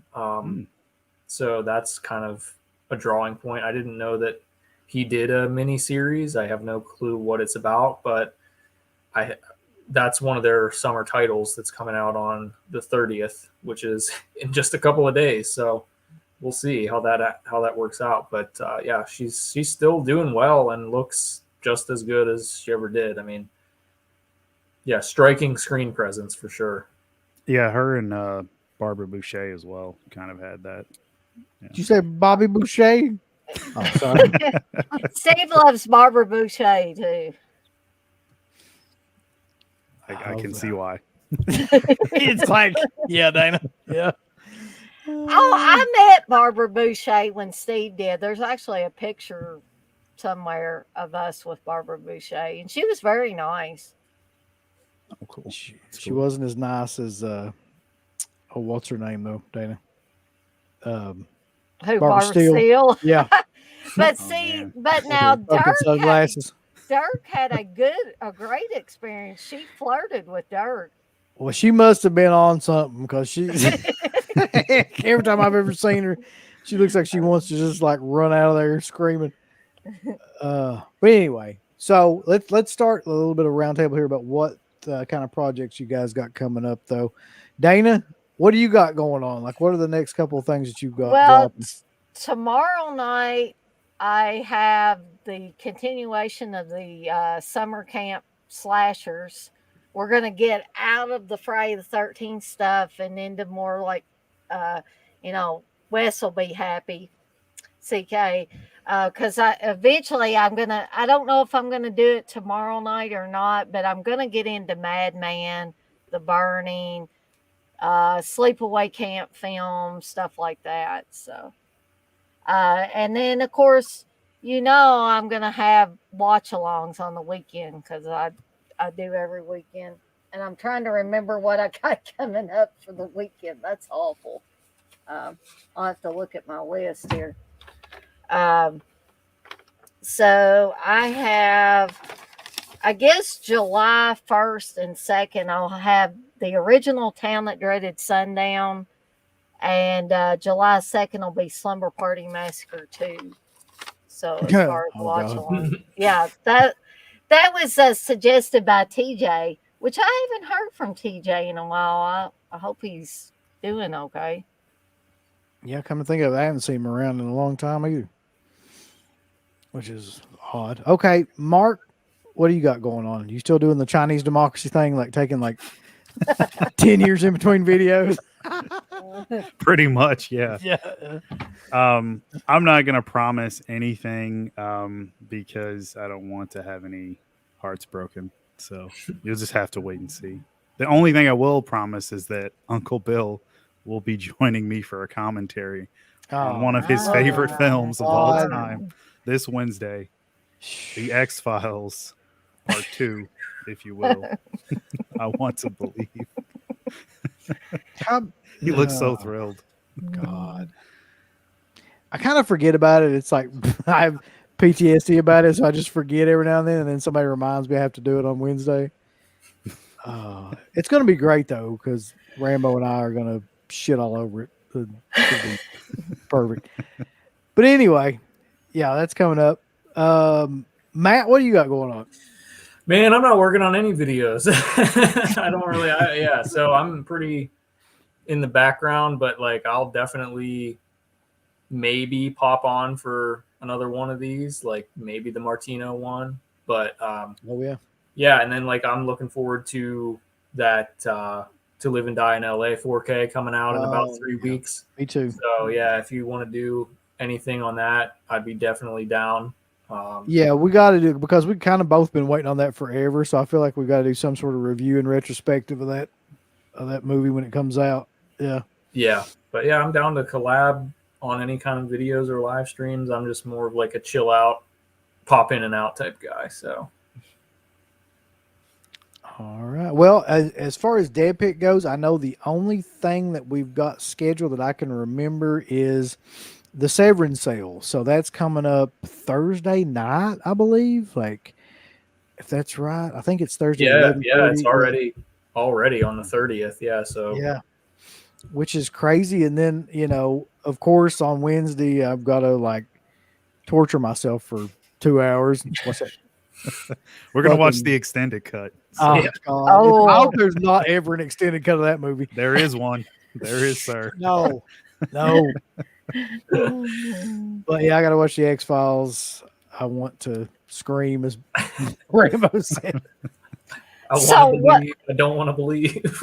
Yeah, I don't want to believe this movie Here's- exists. Here's what I want to know. When is Uncle Bill going to be on another one of my watch-alongs?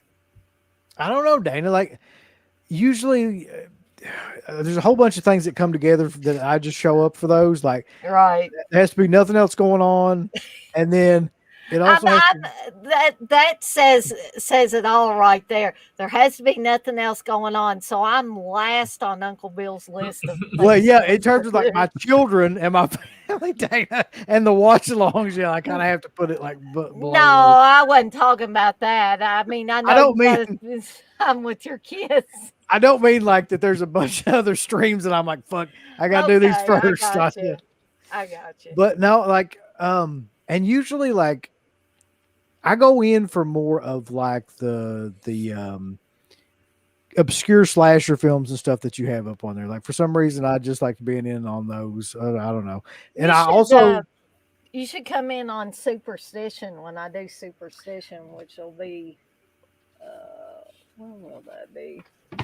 July 8th. I'm doing Superstition. well, that's and another then- thing I was going to say too, is that like I also really like to come in on movies that I've never seen. And Mhm. like watch them for the first time with somebody that's kind of got like a similar, background too. Yeah. So yeah, I haven't seen that one, so that'll be a good one to come in on. Oh wow, you haven't seen that one? No, Mark, I haven't seen it. I'm just shocked. Let's start some shit in here, Mark. I God. haven't seen it either. If it makes you feel Yeah. better. So there you go. Wow. Wow, yeah, you guys got to check that one out. That's a fun Yeah. one. It is fun. I'll join you on that one, Dana, if they won't. That's Okay. right. Yeah. Come on in. Whether they're there or not, come on, Mark. Yeah. I like to have a lot of people on. Don't trust him; he'll be late. Oh man. Yeah, if I can find it, maybe I'll be able to watch it during that too. We'll see. Yeah. Never heard of it, so I don't know who directed that. Oh God, I'm trying to remember the director. Or what year was it from? I think 83. Yeah, that sounds right. It seems like it would be like an Italian production. It has kind of that feel, but I don't think it is. I'm not sure, honestly. Huh. Yeah, I like the poster art for sure. So Yeah, that'd be cool. it's pretty cool. There was a DVD and then there was a Blu-ray release. I got the Blu-ray release when it came out. I've got both. I love that movie. Probably more than I should, but I can't help it. I love it. So we all got a ton of shit going on and stuff to do. So I guess I will see everybody Wednesday. God damn it, Mark. That freaking You're excited. X-Files movie. Yeah, You I'm are. hyped. I'm hopped up. I can hear it And in your then, voice. yeah, and then Thursday for the Severance sale where I lose all of my money to Severance. Or you got- one of two things is going to happen. I'm either going to lose all my money to Severance, or they're going to have like 50 bad gateways, and we're not going to be able to buy anything. So one of those will happen. Well, if you get in, then you got to spend a lot of money to help with Yeah. the server Yeah. issues. Yeah, that's true. But anyway, thanks to everybody that stayed around to watch, and thanks to everybody that came in to contribute. I appreciate all you guys. I'm gonna get the hell out of here now and go to bed. So peace out, everybody. Peace. Give us a thumbs up, Up you butts. like, subscribe. And if you subscribe, here's something else you can do. Once you subscribe, you can click the bell notification, right? And it'll notify you anytime that Dead Pit puts up new shit. Or don't. I really don't give a if you do or I don't. want you to. I want you to. I don't care. Let's keep our community growing here on No, YouTube. I don't like it. I don't want you to do nothing.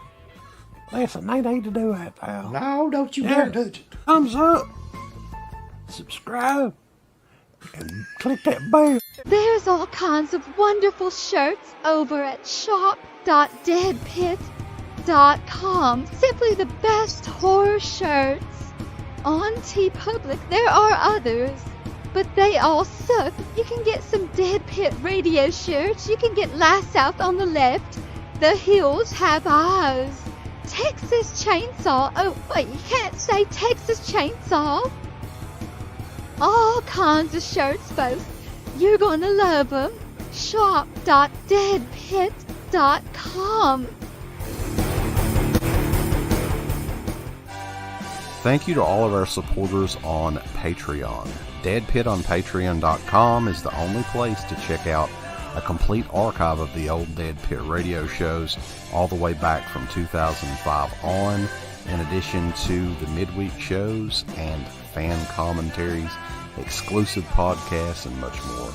Dead Pit on Patreon.com if you're interested. Tiers start at only $1.